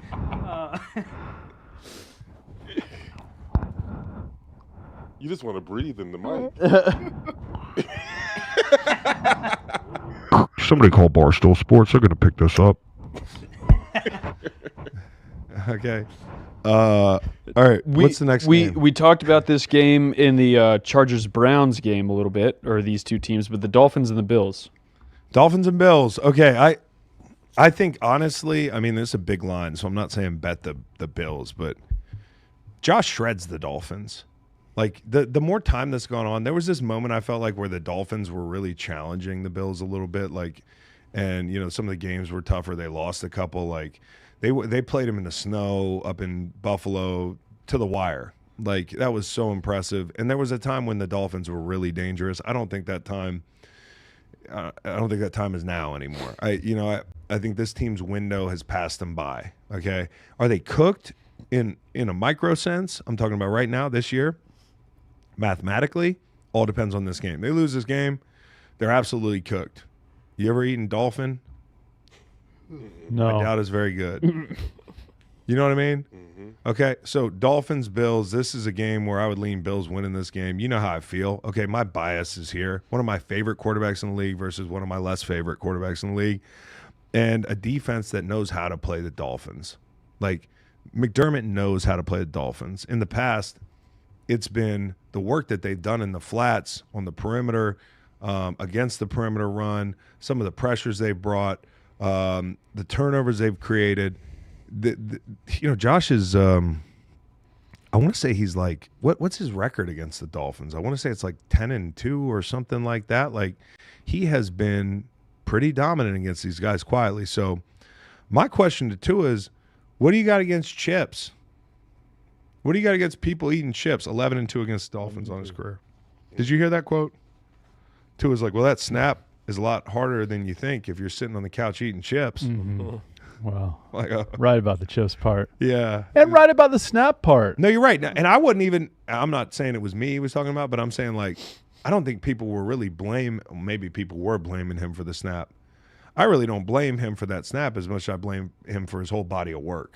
Well, hold on. Hold on a minute now. Yeah. Last week, 5 tight window completions. Oh, I told you he played well last week. Most since week 7 of 21. Hey, claw up. He played well last week.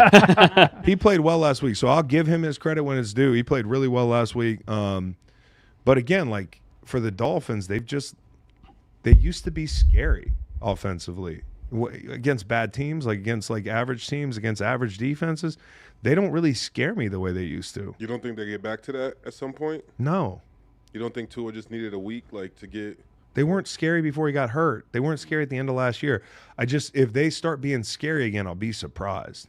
And if they beat this team, I will be surprised. But it could happen. What you need, like a 50-yard touchdown by Tyreek or Waddle. Well, that's how they won that Jacksonville game. Yeah, big shots. Big shots. Big shots. That makes them scary if they can complete big shots. Yes, yeah. Of course, of course.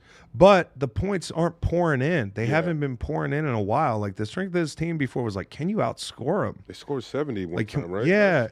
Now that was the Broncos last year, which is a totally different story. But this team just doesn't scare me the same as it used to. And they've had health issues at running back. They've had health issues at the quarterback. But, like, even at full strength, I just have not seen the same team. And I also think they're not that disciplined.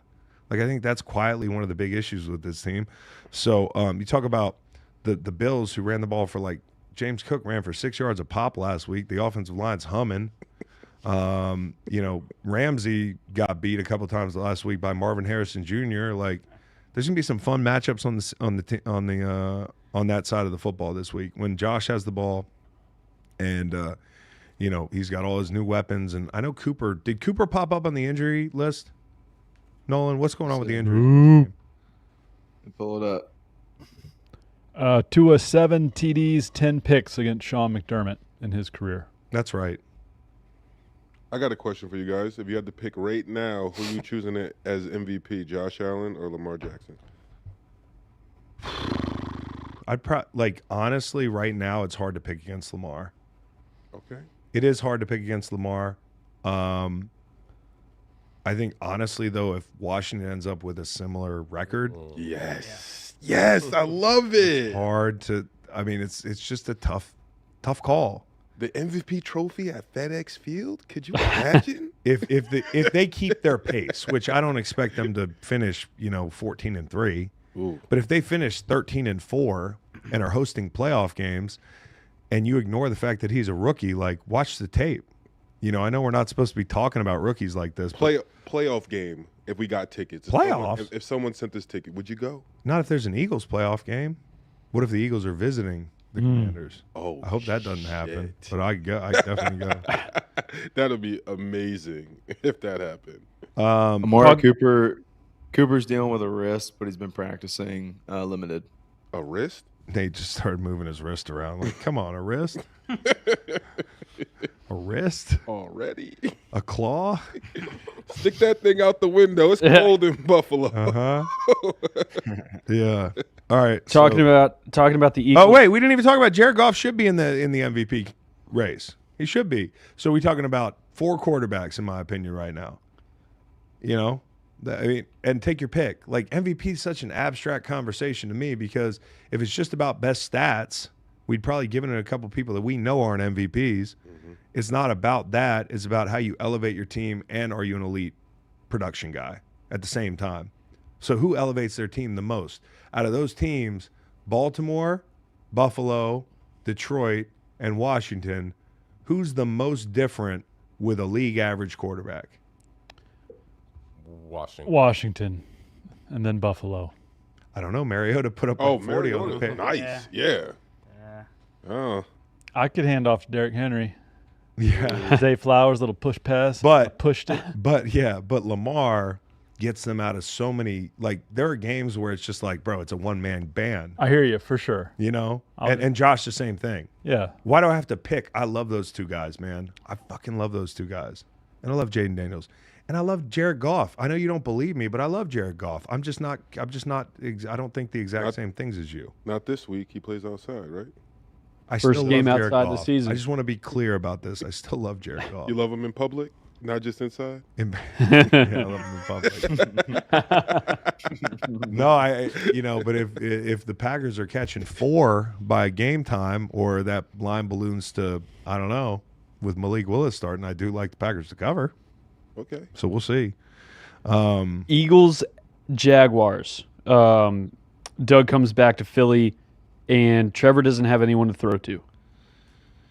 Christian Kirk, Brian Thomas out, and Gabe Davis I love it. also picked up an injury.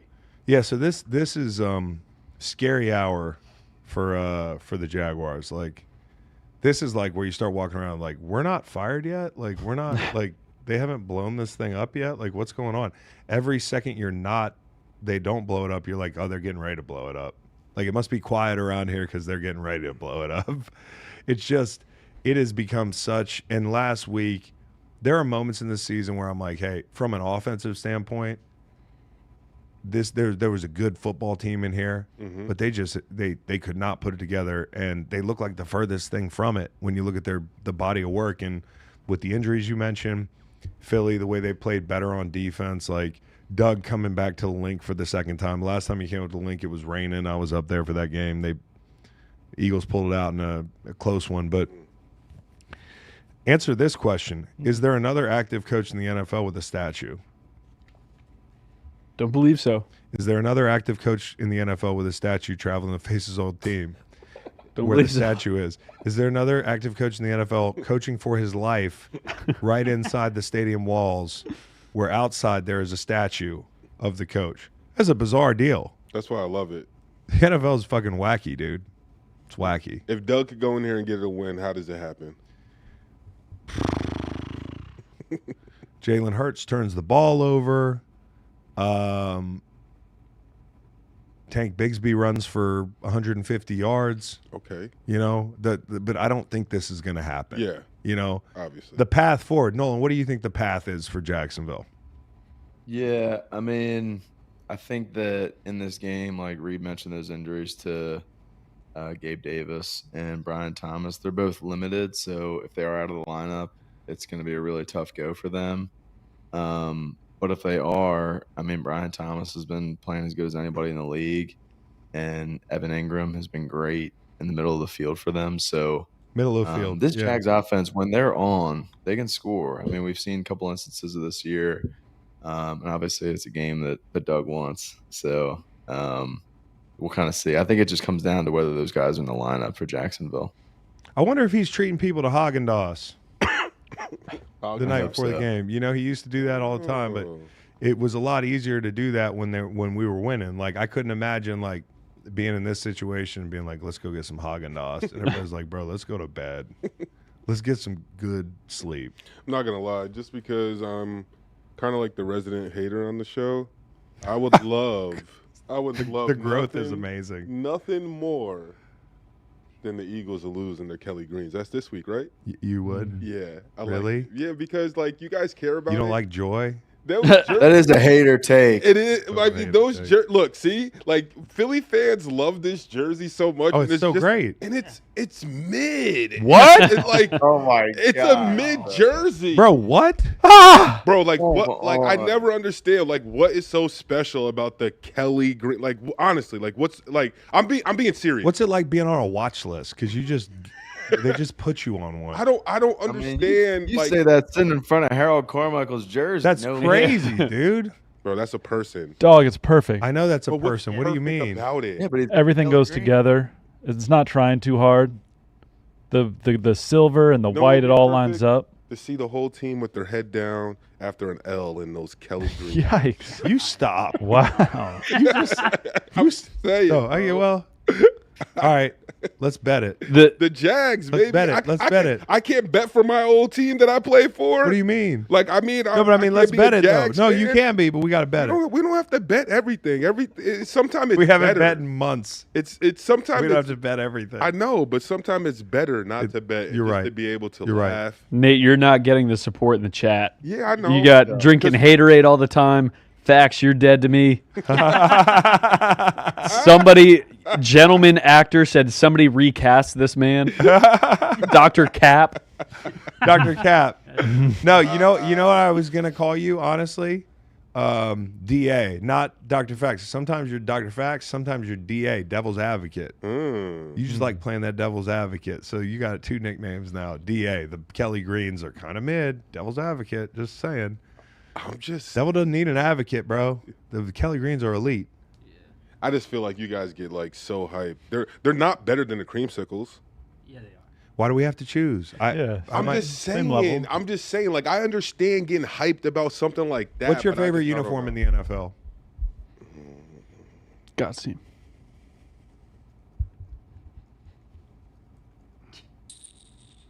That's a hard question. Is it? Yeah. What's the best uniform in the NFL? Or give me a couple of your favorites. The Seahawks throwback. That's a great The throwback. Seahawks collar just throwback. needs to connect. It's a great They throwback. got the logo breaking up the collar, but great answer. Other than that, I Yeah. mean, But like for me, I like that. Keep going. Keep going.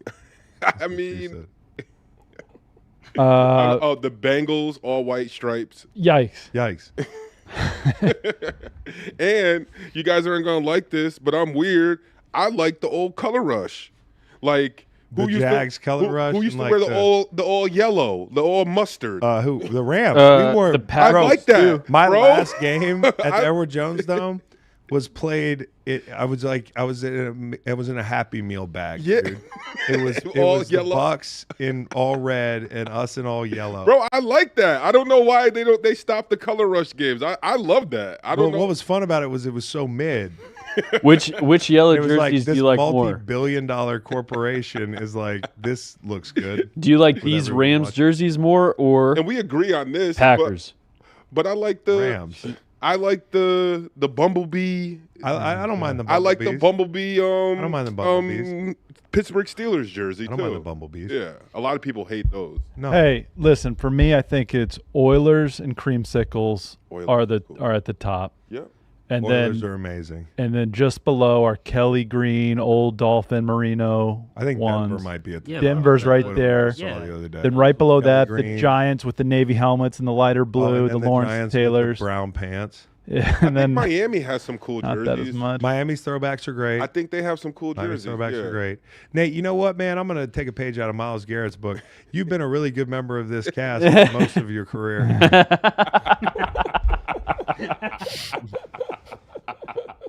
You're a sicko. What's next? We want to talk Falcons Cowboys. Somebody Falcons throwbacks, red helmets. Responding to a call about the worst take ever. Uh-oh. The cops are coming, dude. Oh, Falcons who? Falcons Cowboys? Falcons Cowboys in Atlanta. Let me say some nice things about the Falcons. I just want to say this because y'all fucking hate me, man. You Falcons fans think I hate your team. I don't hate your team. I just don't love your team. I think your team's good. I just don't love it. I just don't love it. Okay, you can't make me love things that I don't love. I like the team. Okay, I think you have your hand on the button still. what's that? You're breathing. older black male with bad takes. Staring. Older. Wow. His hair. Oh, he's got hair. Yeah. His hair. Yeah. So anyways, I think this is a game that the Falcons should win. Okay, like the Falcons should win this game. You know, I just was watching them last week on tape, and I want to say this. I don't know what the conversations are inside that fan base. I try not to look because they're probably all like, Greenlight didn't give us any credit. Tyler Algier is a really good back, and we make a lot of the two-headed monster there. But when you watch Bijan Robinson, and every time I do, it's like he plays at a different speed. The cuts are at a different speed. He had to drop 15 people in the open field. I don't mean drop them on, but just like it looked like the guys had never tackled before last week. And that's him. You know, that's him. He's special. He really can be special. They've got another guy that like they've been trying for the longest to figure out how to use him. And I guess that Kyle Pitts touchdown, the second one, looked like high school highlights. Honestly, when that guy is being used properly and you can get him the ball in the open field, he really does look, I mean, it looks like a man among boys out there. Now, having said that, they've had trouble getting him the ball. There's a man among boys out here. He's a man among, yeah, exactly. Yeah. Need backup. Yeah, I need a lot of backup. Yeah, Tampa Bay needed backup because this guy was just running away from a bunch of little people. There are some really, really, if they're used right, game-changing players on this offense. And Kirk Cousins has done a really good job of getting the ball to the playmakers and standing in there in the pocket where I know he's not that mobile at this juncture, but like he's been throwing for as much yardage as anybody in the damn league the last couple weeks. And, you know, so claw up, you know, I thought that the Bucs would win the South. I don't know that they're going to win the South now, you know, and I said this week, like they're down a couple of their wide receivers now. They haven't performed well against the Falcons. It seems to be a bad matchup for them. Now they're 0-2 against the Falcons. The Falcons are 4-0 in the division. Like they have a commanding lead. So these are the games in the NFC that you got to take care of business in. I know you plan to win your division, but in the event that you end up in a tie break in the wild card or that sort of thing, not that I think the Cowboys are going to be anywhere near the wild card, not like in the same zip code. But this is a game that you want to win, and so I think the Falcons should be able to win this. I just want to make that note. Watching that tape last week, Bijan is just. We already knew this, but you know. How we would ever question this guy's ceiling because of his usage or how the offense has performed with him in it or how they've used him in the past. I don't know if he was pissed last week because a year prior he didn't play at all when he went down to Tampa, but like he was out there shredding people. So really positive stuff for the Falcons being where they are. I still worry about their defense. I still worry about the pass rush. Are they people that are buyers, you know, before the deadline? I don't know. But there are a couple guys out there. the Cowboys, man, it looks like a shit show in that place. And I'm not trying to be Mr. Media, drive a wedge in a group, but like I did see, and maybe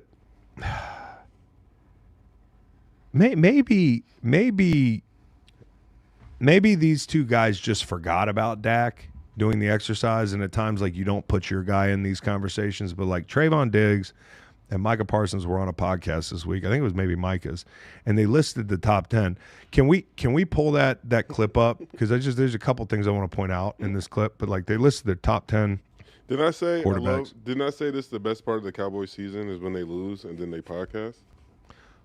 What Like it's just like the best part. Like, is them podcasting after a loss? like it's just in general. Like they're Like, oblivious to the fact they lost. It's so great. Like Yeah. that's why when him and Slayton were like both after a loss, Slay, yeah. being on and just talking is just like the oblivious part, and then just knowing like you're like literally there's some fans that are probably sitting and they're listening to you. Yeah, you're getting views, but their heads are probably about to explode because Yes. fans really believe that like guys like really should have no life. Right, At and, all. and I disagree with that. Like No, I I do disagree think with you that can, too. you can walk in and podcast, win, lose or draw. I think it's just for the fans. Like they don't want to hear it in Yeah. the mood that they're in. Yep. And the players can't afford to be in the mood that the fans are in. Like because if we're in the mood that the fans are in after a loss, then we're going to lose the next game. You guys are all entitled to be in that mood for the entire week, but you can't expect the players to be in the same headspace. But if you're going to get on a podcast and you're going to list top 10 quarterbacks here, we'll run it. Where would you rank him among quarterbacks right now? I would say he's definitely top 10. Higher, You think he's top 5? for sure. Who else you gonna put in there? Give us your top 5 right now. I'm gonna go him. I'm gonna go Mahomes. Barn. Gotta have Barn. Yeah, Lamar, Josh Allen, Jalen playing pretty good right now too, Jared Goff is a top 5 quarterback right now. and Matthew Stafford. I love how Matthew Stafford played the quarterback position. Sam Darnold playing in the Sam! top 5 conversation. Yeah, Sam Darnold looking crazy too. So it's always a lot of quarterbacks right now. I can't give you a top 5. This is comedy. Everybody's performing. Yeah. Bro. It's just too hard. Where would you It's rank too difficult. quarterbacks right now? Let's name 1 through 15, shall we? Cooper Rush. Yeah. Like, And like they named every making sure quarterback to in the division. specify- Making sure to Well. specify in no order. Yeah. It's an invitation to just throw names. Yes, dude. You could throw any name you want out there. You could be like, I know our guys in there. That's all it took. Yeah. Like maybe the producers of the show forgot, or in post edit, what I would have said is like, hey, sit right where you were, and I'll cut to you saying, oh, and Dak, of course. And it's 3 seconds in post edit, and it probably solves this problem. But they weren't either thinking about it or they were thinking about it. And a couple things I wanted to point out. That was an interesting top 5. You heard the Lamar, you heard the Josh, you heard the Mahomes, they didn't name Herbert, which to me is like, man, they're not watching these 4 p.m. games. Okay. But also I just thought it was interesting some of the names that they threw in the back half of the top 5 that, some people, but they also left out Dak. Yep. And to me right now with where you play, like this is a big deal to leave him out. You can't expect people to be like, no big deal. Like it feels like Dallas is a fractured group. Like it just has felt that way. And I'm not saying it because of this podcast, and I'm not trying to make Mike and Trayvon into problems. They just might have forgot Dak, for real. But it does feel like generally this group is never on the same page. Like it's just whether it's the media dividing the team, or you see things on the sideline or whatever, and it's just this shit show that starts at the top with Jerry Jones, and I don't know, man. And that's why I feel like being on the road might be a little relief for them, and maybe they go on the road and get a win down in Atlanta. Yep. I feel like the Cowboys, they're not going to I lose out. disagree, but yep.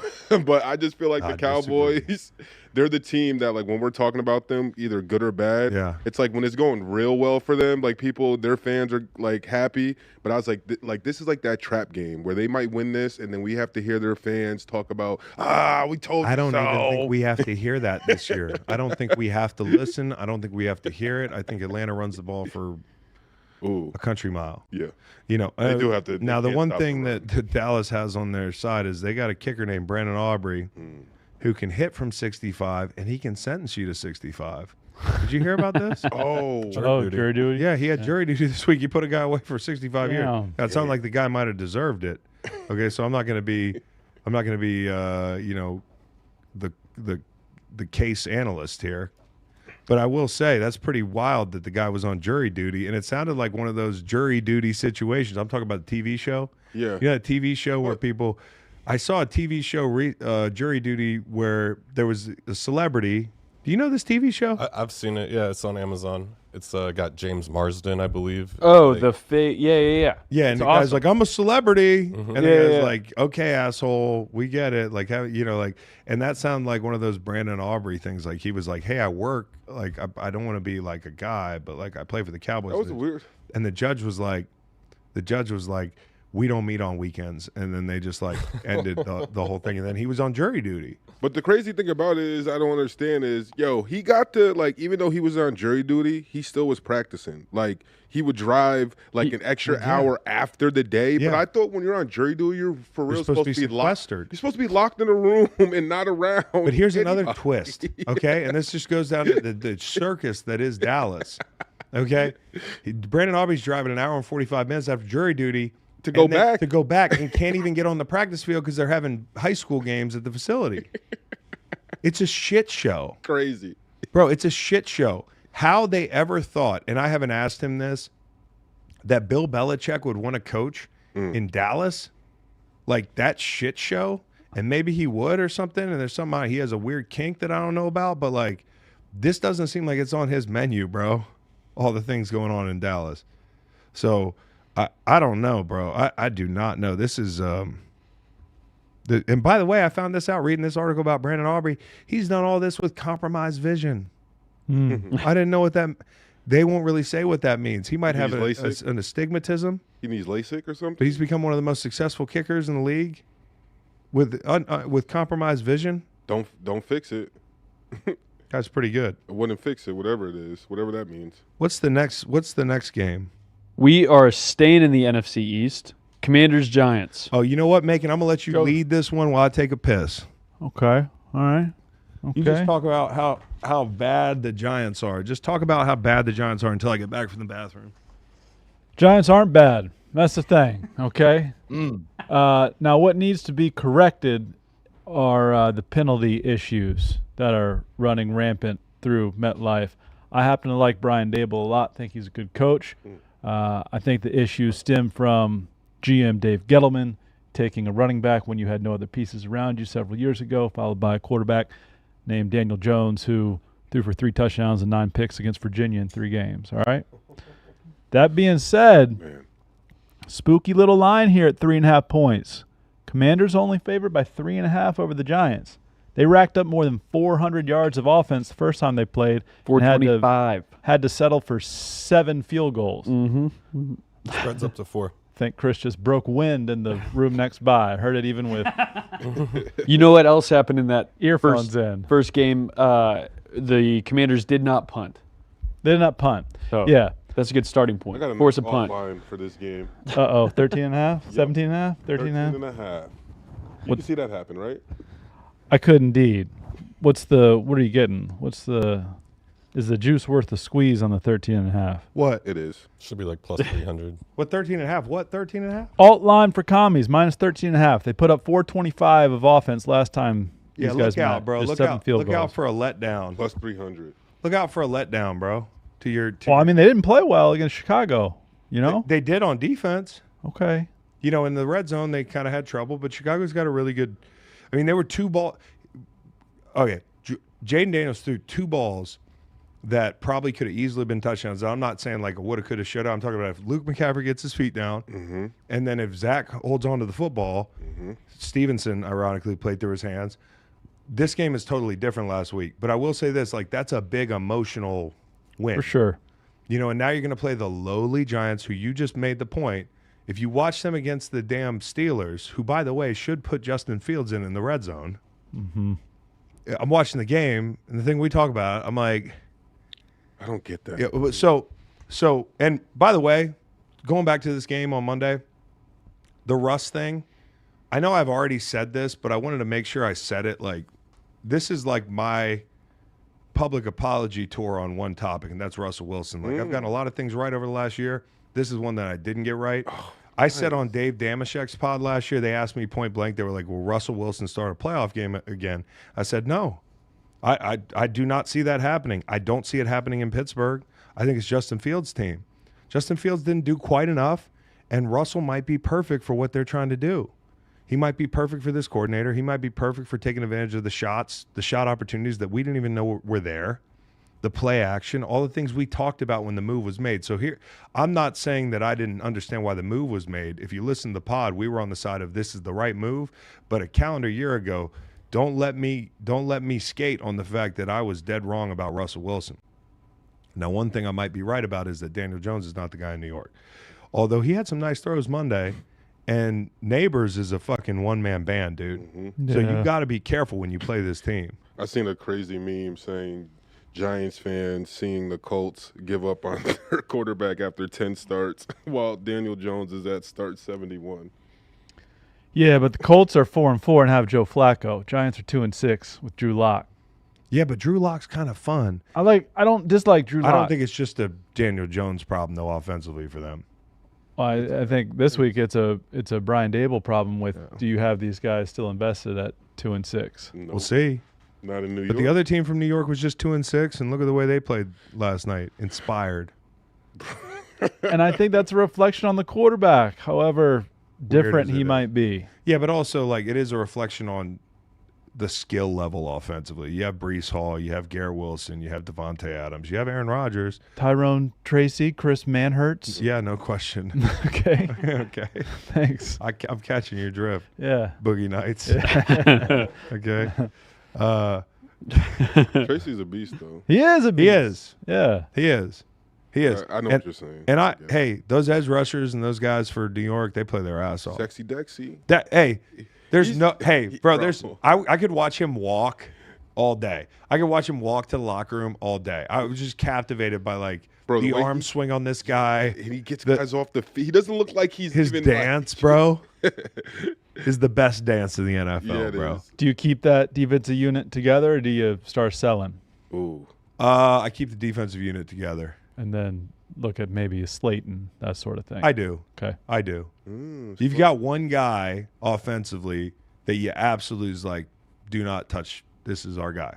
This is Malik Neighbors, right? About to break all of Puka's records. We found like a Hall of Fame talented guy. Okay. So now the thing you're going to need to do in the offseason is it's quarterback. It's find a guy in the draft who can replace, Slayton. Shador. Yeah, I mean, if you keep losing, you're going to have a lot of options and a pretty good defense.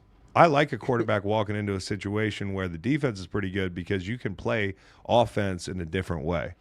You can be a little bit more under control. Like if Justin Herbert were a rookie with this group, like that's not dissimilar to the group he could walk into next year. Like really good defense, better wide receiver than Justin Herbert has. I'm just comparing situations. How quickly it can change if you have a good quarterback. I don't mean to sell Danny Dimes short. I think Daniel Jones, when we write the headstone on this guy, is like a perfectly capable NFL quarterback who could be a bridge or even somebody's starter for a little bit in the NFL, but the expectations made us hate him. Guys actually, I respect Daniel Jones. Playoff win in Minnesota. He's got a playoff win. He's won some games in the NFL. He's athletic. He's tough. He's missed a lot of throws, but no frills, no drama. I respect him. Yep. So when we down talk Daniel Jones, a lot of it's just because of where he got drafted, and I think for people that and it wasn't just like drafting Daniel Jones high. It was like, oh, we're gonna draft the kid from Duke on a hunch that he kind of reminds us of was it Eli? Yeah. Yeah. No. Because you're right. There's something to that because the record as a starter is not too dissimilar than Trevor Lawrence's. And Trevor Lawrence gets more of a pass because it was, the guy at Clemson who won the national title. And because he's got a big fucking arm that sometimes, when he makes that throw this year to Brian Thomas Jr. in the back of the end zone or, some of the Dallas game from a couple years ago, he's had some moments, bro, some real moments, like the playoff win where they're down and, at times Trevor Lawrence has looked like the guy. I don't know that Daniel Jones has ever looked like the guy, but there's been a lot of moments where he's looked decent. You know, there's just also been a lot of moments where you're like, if we just had a guy. Could he go to QB school somewhere next year? I don't think he really falls in that category because we've seen such a big sample size of him. You know, I think he'd make some team really happy as their backup or a team that has like a well-established roster but needs a quarterback. He has started 67 games. Maybe the Jets after Rodgers retires. On Monday night on the Manning cast, I don't know if you saw, but right before the strip sack, Eli said, hey, call the tight end. You need chip help. And his reaction to that strip sack, Eli's, was like a father watching his son not do the. I mean, you could see him like in the meeting room almost like, you know, Daniel's rookie year or whatever and be like, look, you got to slide this guy. He's just freaking out. It's tough because I know he's probably done a lot of you know, one-on-one work with the guy and talk to him. And, you know, you get invested in these guys. It's hard to say at the end of like a 4-year period or whatever, 5-year period and say like, he's just not the guy. It's not personal. Like, it's really hard to be a quarterback in the NFL, but he's probably just not the guy. How do we talk about the Giants this long? It's about to end. The other team has the MVP, you know, whoop-de-doo. Gentleman actor said Daniel Jones is the new Kirk Cousins. I disagree. I think Kirk Cousins is like pretty good. But anyways. Raiders and Bengals. Bengals are it's just a must-win. Giving 7 points. It's just a total must-win. This is a back against the wall game for the Bengals. Just vacation planning game. Gotta win it. I don't really have much to say about this game in particular. Like, I'm just going to I'll probably be watching it for the reasons that we, you know, our Cook segment, that sort of thing. But Bengals are looking for their first home win. They've lost 4 games. Here's the better question. Big garage sale if they lose. Here's the better. Well, if they lose, should we be talking about more than trading people? Like killing people?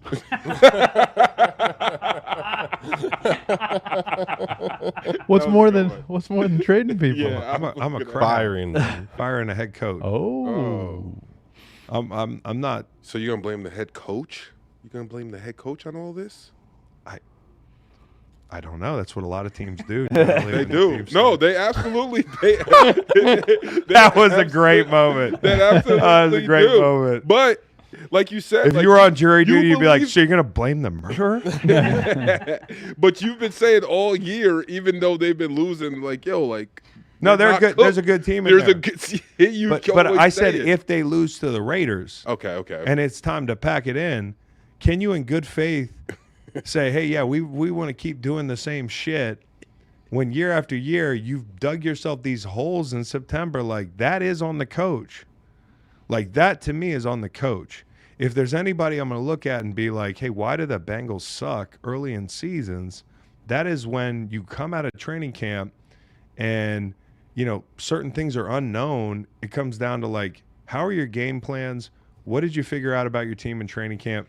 Do you need another 8 weeks to figure out who you are? You do in the NFL, but you should fucking know who you are in September. But to shoot him, and you should put people in the right positions to make plays. And if your defense isn't right, which it hadn't been the last couple of years, you know, part of it is on the people making decisions on personnel there. It's definitely a shared issue. Because I was about to say, like, the fact that Jamar Chase is not happy at the beginning of the season, like, don't you think that's out of the coach's hands? Like, hey, like, I'm not talking about Jamar Chase. I'm talking about some of the personnel decisions on defense. Okay. I'm talking, and certainly, like, the not paying Jamar and, like, you know, that, but that's an organizational thing too, where it's just like, they have a hard time opening up the checkbook and stuff. But, like, I just think on a macro scale, when you look at this team, if they lose to the Raiders this week, and they find themselves cooked out of it, which they would be, it is on the table. Noel, how crazy is this to ask this question? Be honest. It's definitely one that is worth asking. I think it's what's tough with Zach Taylor is that pattern, the same pattern of something that's not getting corrected. Looking at the team overall, the performance of this year, you know, if there would be a coaching change, we love Lou, but with the way that defense is played, It's hard. And to your point too, the personnel. I think generally the way this goes is when you have a head coach who has had success and things start to go south, you get a coordinator change, and if you're an offensive head coach, you get a defensive coordinator change you can make, or vice versa. And then if that doesn't go well, then things start to accelerate there. You would think. I mean, and with the Bengals, as somebody just pointed out in the chat, they're not prone to doing this. Like, from a standpoint of like the expensive nature of firing a coach. We just said it with players. Like they might just be opposed to doing it mid-season anyways. And like Marvin Lewis had a long time, and so. I don't know, man. I just kind of look at this team and I think about all the potential. If you got a guy like Joe Burrow, you have the pieces you have on offense, and defensively, the personnel is not great. But it shouldn't be this bad. It really shouldn't be. And Lou's done a good job in the past. It's been a little bit like confusing, and the pass rush. Yeah. Obviously the pass rush. A game like last game where Trey Hendrickson doesn't really get going, like they're dead in the water.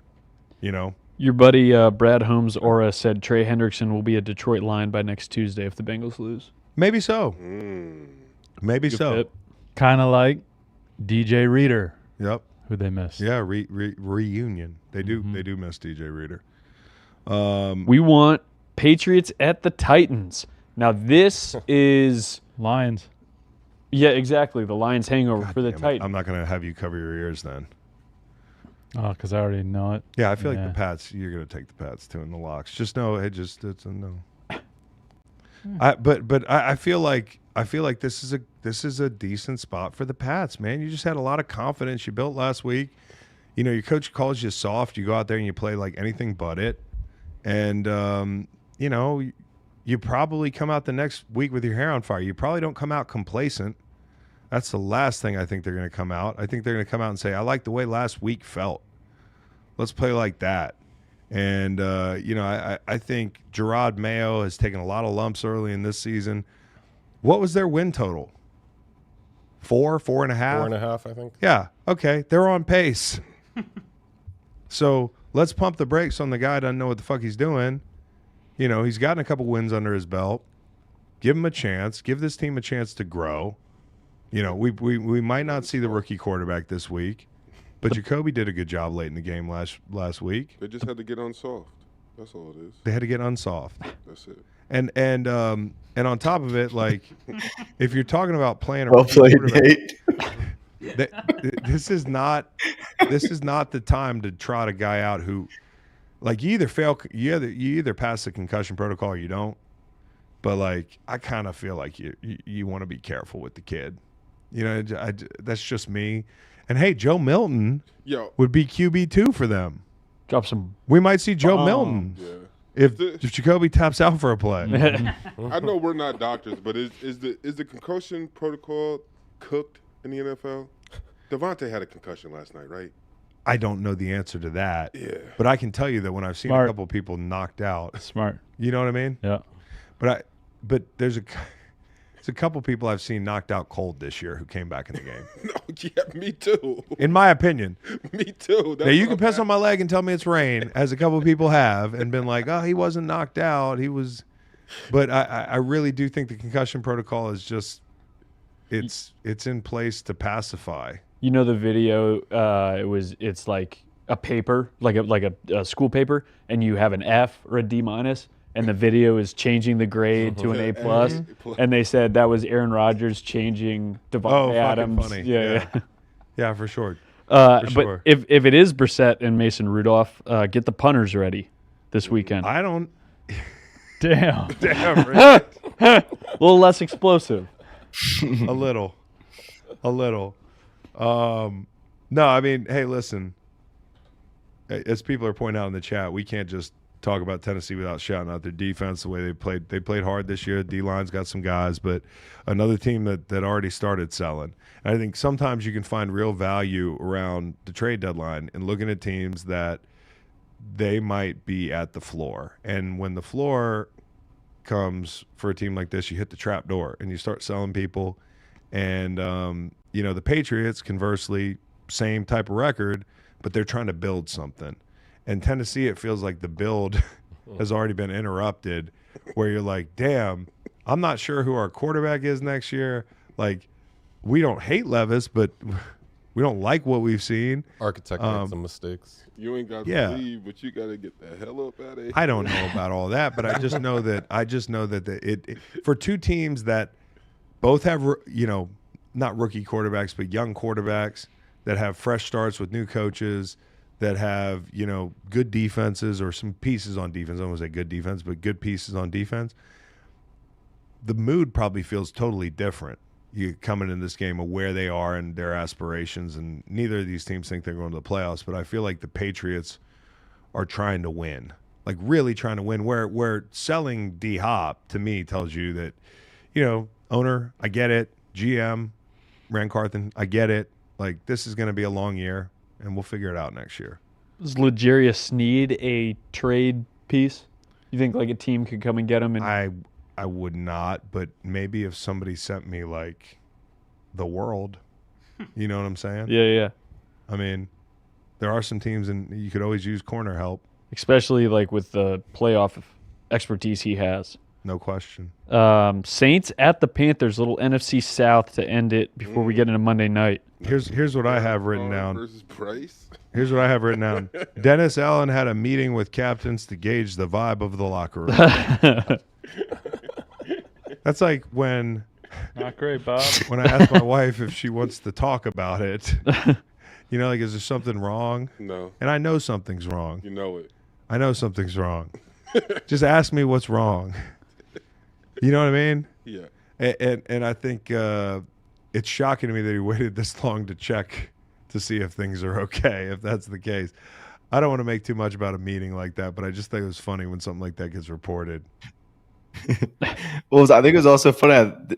You might have said this, but I think he said the vibe was good or something. Yeah, the vibe's good.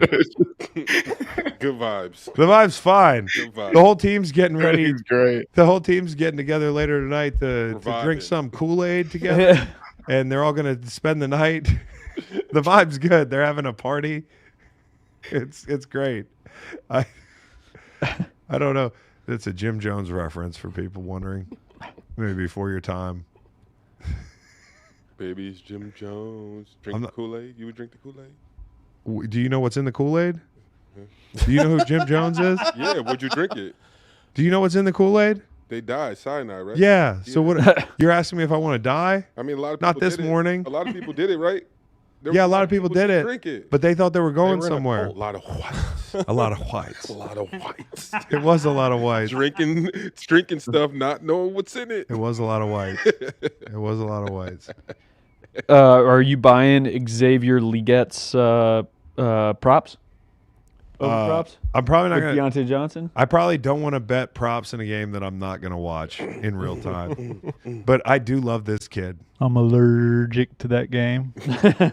The way he says asparagus is just, I heard him say it, is amazing. I don't eat no seafood. I'm like, bro, people aren't making fun of the accent. He just has a one-of-a-kind accent. Mhm. You Amazing. can't expect people not to be like, bro, like, this dude is so Southern. It's Yeah. crazy. It doesn't even sound Southern. It doesn't. No. It sounds like a mix of Southern with like Baltimore. I don't even know. Yeah. But he would be my deep favorite Baltimore. person. I would pull up to him at the lunch table every day and just ask him questions. I would be sitting with him on the plane. I would request it. This kid's awesome. Monday From night? Matt Raw, 3 people escaped into the jungle in the Jim Jones situation. Damn, only 3. That does tell you something about human nature now. You need to be careful when a bunch of people are thinking one thing, because it doesn't make it right. You tell me 3 out of a couple hundred motherfuckers that all took a dirt nap right out there in the open with Jim Jones, only 3 of them thought to think, maybe I shouldn't drink this Kool-Aid. I mean, isn't that how Vegas? You got to be careful going with the group. Isn't that how Vegas wins every week? What? Not going with the group. Yeah. Taking No. all our money. No. Listen, you want to go against the group. You want to go against the group, you know? Speaking of line movement, we got our gambling show coming up that we got to record, and that's going to be out Saturday morning. Check it out. We'll end with Bucks Chiefs. Oh, Little Monday Bucks night, Chiefs. Little Monday night lean. Give it a light lean. Chiefs. Yeah. What's the line? We are at And where is the game Kansas that I have City. not Kansas City. started thinking about? Kansas City -9. Let me paint a picture for you guys. Paint it. It's Baker Mayfield. Yeah, it is. He's with a bunch of receivers we don't know. Backs against the wall. Mm-hmm. The Kansas City Chiefs, they are just trotting in. They're undefeated. They feel good. They got some new acquisitions, new toys. You know, guys, we're going into the back half of the season. Kelsey's caught a touchdown. Yeah. We're moving forward. I think they get that loss. We all believe. I think, honestly, as all the fans, unless you're a diehard Kansas City fans, you don't think they're going to run the table. No. I think no. that's done. So you have to. I don't know about done. It's never done.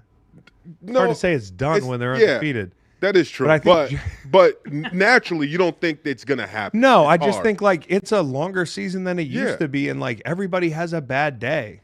And they've had bad days and survived the bad days. So And I the feel like likelihood this of is the them, game. well, you know, they had a bad couple moments against New Orleans, and then they pulled it out. But like there were a couple moments in that game where New Orleans in prime time at Kansas City had a chance to really challenge them. And you know, I think Tampa's better than New Orleans, even with the pieces down. And Kansas City, I think at some point, like they're gonna get it. Like all the pieces are gonna come together. They have had injuries. I think Andy Reid is a good enough coach and they're a good enough organization that at some point coming up, everyone's That's gonna gonna be scary. Yes, everyone's gonna be on notice. Like, damn, they got it. Like, Man, we thought they took were the puck- we thought they were wounded and they were undefeated. Exactly. And now they're healthy or in fully formed. I think that's about to come, but I think the Bucks, if you want to get them, like this might be the game to try to get them. It does suck that your main wide receivers both just got hurt, but maybe that's an advantage. We don't know what they're going to throw out there. Maybe they got some guys off the practice squad that's about to come up that's been balling, but I like games when you're about to see new guys and there's a chance for Baker Mayfield to make someone famous. K-Dot. Counterpoint. Monday night. Isn't it harder to get trapped on a Monday night if you're Kansas City?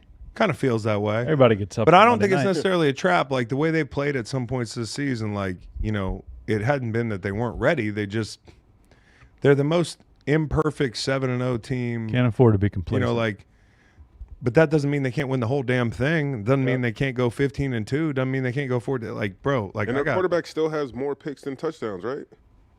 Is that Like, right true? now, I think I don't so. pay attention to stats like that with I Mahomes. know. I gloss over them because it's still Mahomes. What does that prove? It just I proves know. that he could be playing even better.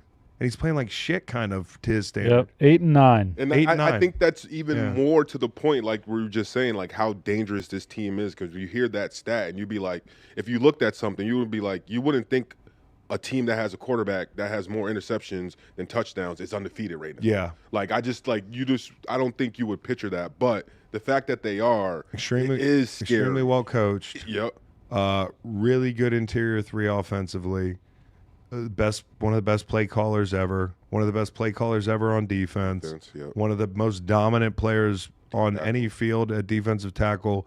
A bunch of linebackers that are really well coached. A bunch of defensive line role players that are really young guys in the secondary that have stepped up. They're just coaching matters in the NFL. Mm-hmm.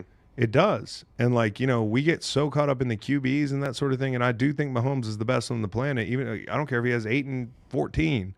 You know, like if you want to make a claim somebody's better, just wait 6 weeks. Like we do this all the time. We did it last year with the Chiefs where we said, I had to sit here on this show and I got called a hater because I said they were the best team in the AFC for a whole season. A hater. Like I give a shit about anything but who I bet and the quality of my breakdowns. Okay, they are the Kansas City Chiefs for a reason, but right now they're imperfect.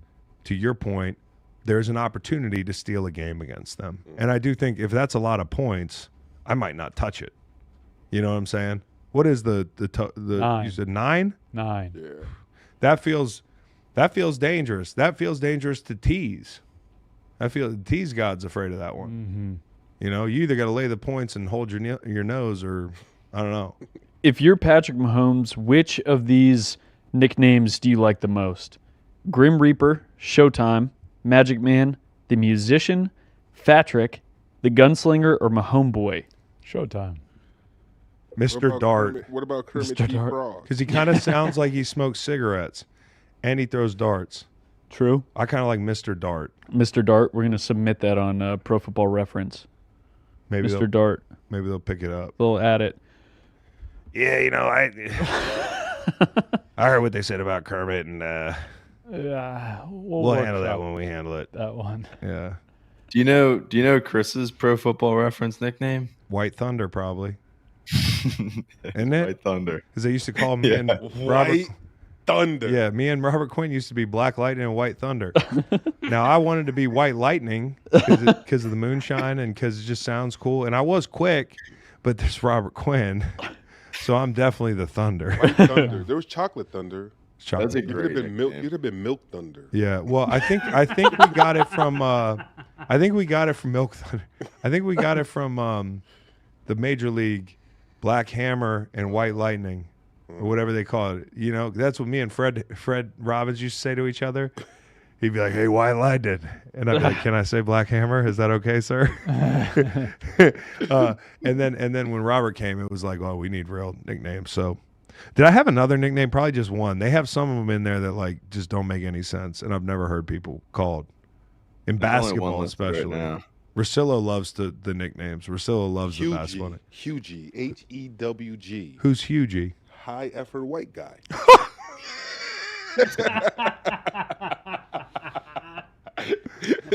High motor, bro. Yeah, high got the effort or high motor. They Tattoo on always my. say that. You know who's got a high motor? Jared Verse. You know what I'm saying? Yep. You can't say that. That's true. That's true. Another high motor. Patty Darts, Purdy Go Town. Yeah, that's a good one. Patty Darts. Patty Darts. That's really good. Might start calling him Patty Darts. If he would do like a cigarette smoking fucking, if he would recreate the Len Dawson picture, oh, that'd be incredible. So that's my next thing. That's my next thing. Not cool enough. So look, NFL has came out and said they're not. There's been coaches and players seen putting in Zins. Like when someone gonna Not allowed to do that. they said that they're not finding guys that been caught doing it. I gave Baker a warning. And then Harbaugh was doing it. So when someone's just going to come back out with a cigarette? I just want to warn the guys in the NFL that your harmless Zen addiction can turn into something far more nefarious. I recently was thrown into the chaos that is nicotine addiction, full blown. Walking around most of my day looking for something, and I didn't know what it was. Well, the whole time it was nicotine. And then I began to cut down, and I began to see the world in color again, feel emotions, and quite frankly, it's made me better at my job. So I just want to tell you, if you're out there zenning, thinking you're zenning and winning like I did for the last couple of years, look at you, Nolan. You got another thing coming to you, because when the addiction takes over, right now, Baker, you might be in the honeymoon phase. Now, I heard Taylor Heineke talking about he throws in multiple sixes before he goes to bed, and I say that does not end well, Taylor Heineke. Mm-mm. So if you're out there and you're popping zins on the sideline, just know it's not as. It also fucks up your gut health if you're into the microbiome thing, guys. Yeah, your microbiome. Get some chia seeds, guys. Get some chia seeds, get some In your flax, system. get some seed Fiber. Trio. More fiber. Yeah. Little less zen, little more. I seen a crazy. Smoke a dart if you're gonna I do seen anything. a crazy meme that says, "I only take Ozempic and do Zen because the inevitable class action lawsuit." Oh, that's so good. That's coming That's so good. down the line. And I There's was like, definitely one coming down the line. That's so crazy. You know who is which NFL player has the White Lightning nickname? Wide receiver Jordy Nelson. He has the White Lightning? Really? Yeah, I've never heard that's that. White Lightning. Ah, he can have it. Jordy. Well, you don't have it. I don't have it. That's the point. You're Yeah, White you can Thunder, have it. Yeah, you In see this- him and then you hear me. In this NFL.com article, you are next after Jordy Nelson's White Lightning, Chris Long White Thunder, Oh, that's interesting. and then there's Michael Bennett, Black Santa. Black Santa. That's funny. He is. Apparently, he wrote that underneath his autograph. He's so funny, dude. He was literally one of the funniest people. Let's sign off and say thanks to BetMGM. Hey, thank you. Happy Halloween. And thank you, BetMGM. As we get ready for week 9 in the NFL this weekend, I want you to picture this. You bet your favorite player as first touchdown scorer, but he throws a block to send a teammate into the end zone, and you lost your bet, right? Wrong. With BetMGM's second chance promotion, you'll get your stake back if your first touchdown scorer scores second. Bet on any pro football player to score the first touchdown of the game. If you're right, you win. If your player scores second, you get your stake back in cash. Keep that in mind next time you throw in a first touchdown score bet with BetMGM. Happy hunting. Bang. Speaking of ads, they are running a lot of political ads during these football games, and my kids are awake. Okay, I went up to tuck my 8-year-old son in, and my wife walks out of the room with a look on her face, and I'm like, what? And she's like, I just had to explain to him what an abortion is. And I was like, fuck, I knew it. I was sitting down there. It was a commercial between Giants and Steelers, and I don't know what to say. The commercial's just going. And then we get up in the room, and I lay down to tuck him in, and I'm thinking to myself, like, oh, he's definitely going to ask me something. He's about to fire one off. And I'm like, fuck. And so he's laying there, and he goes, Dad. I'm like, what, son? He goes, I think the Giants could win tonight. And I said, thank God, bro. You didn't even, that went in one ear and out the other, like I'm hoping all these damn political ads do. So be careful when your kids are watching TV. There's an election coming up. Listen, Chris. We're fucked. Look, this might be big money for us. I was saying before, we should start the election ad pop-up blocker for your TV. Ooh, that's pretty good. But mainly for sports fans. That's like, pretty good. It's okay for everything else, but when I'm watching my sports, chill out. Like, give me a few hours. I've made up my mind, bro. Right? Give me a few hours without that. My kids can't vote. I've made up my mind. Or Fuck off. Or like YouTube. Give me the option for 3 minutes of zen, peaceful background. Yep. Like, please. Yep. Because just the repetitive definitely makes you election feel like the commercial. world's ending. Hey, guys, gals, thank you so much for joining the chat. I love you all. I love you all. Falcons fans, I love you. Best. See you on Monday. We'll see you on Monday. We'll see you on Monday, 2 p.m. We'll see you on and Falcons 2:30. fans, if you beat the Cowboys, 2 p.m. you're gonna get a glazing. If you lose to the Cowboys, you might not want to tune in. Cowboys, walk in they trap, take over they trap. Yeah. Only border we care about is the line of scrimmage. Okay. Okay, Nick Bosa. Anti-Nick Bosa. Take care.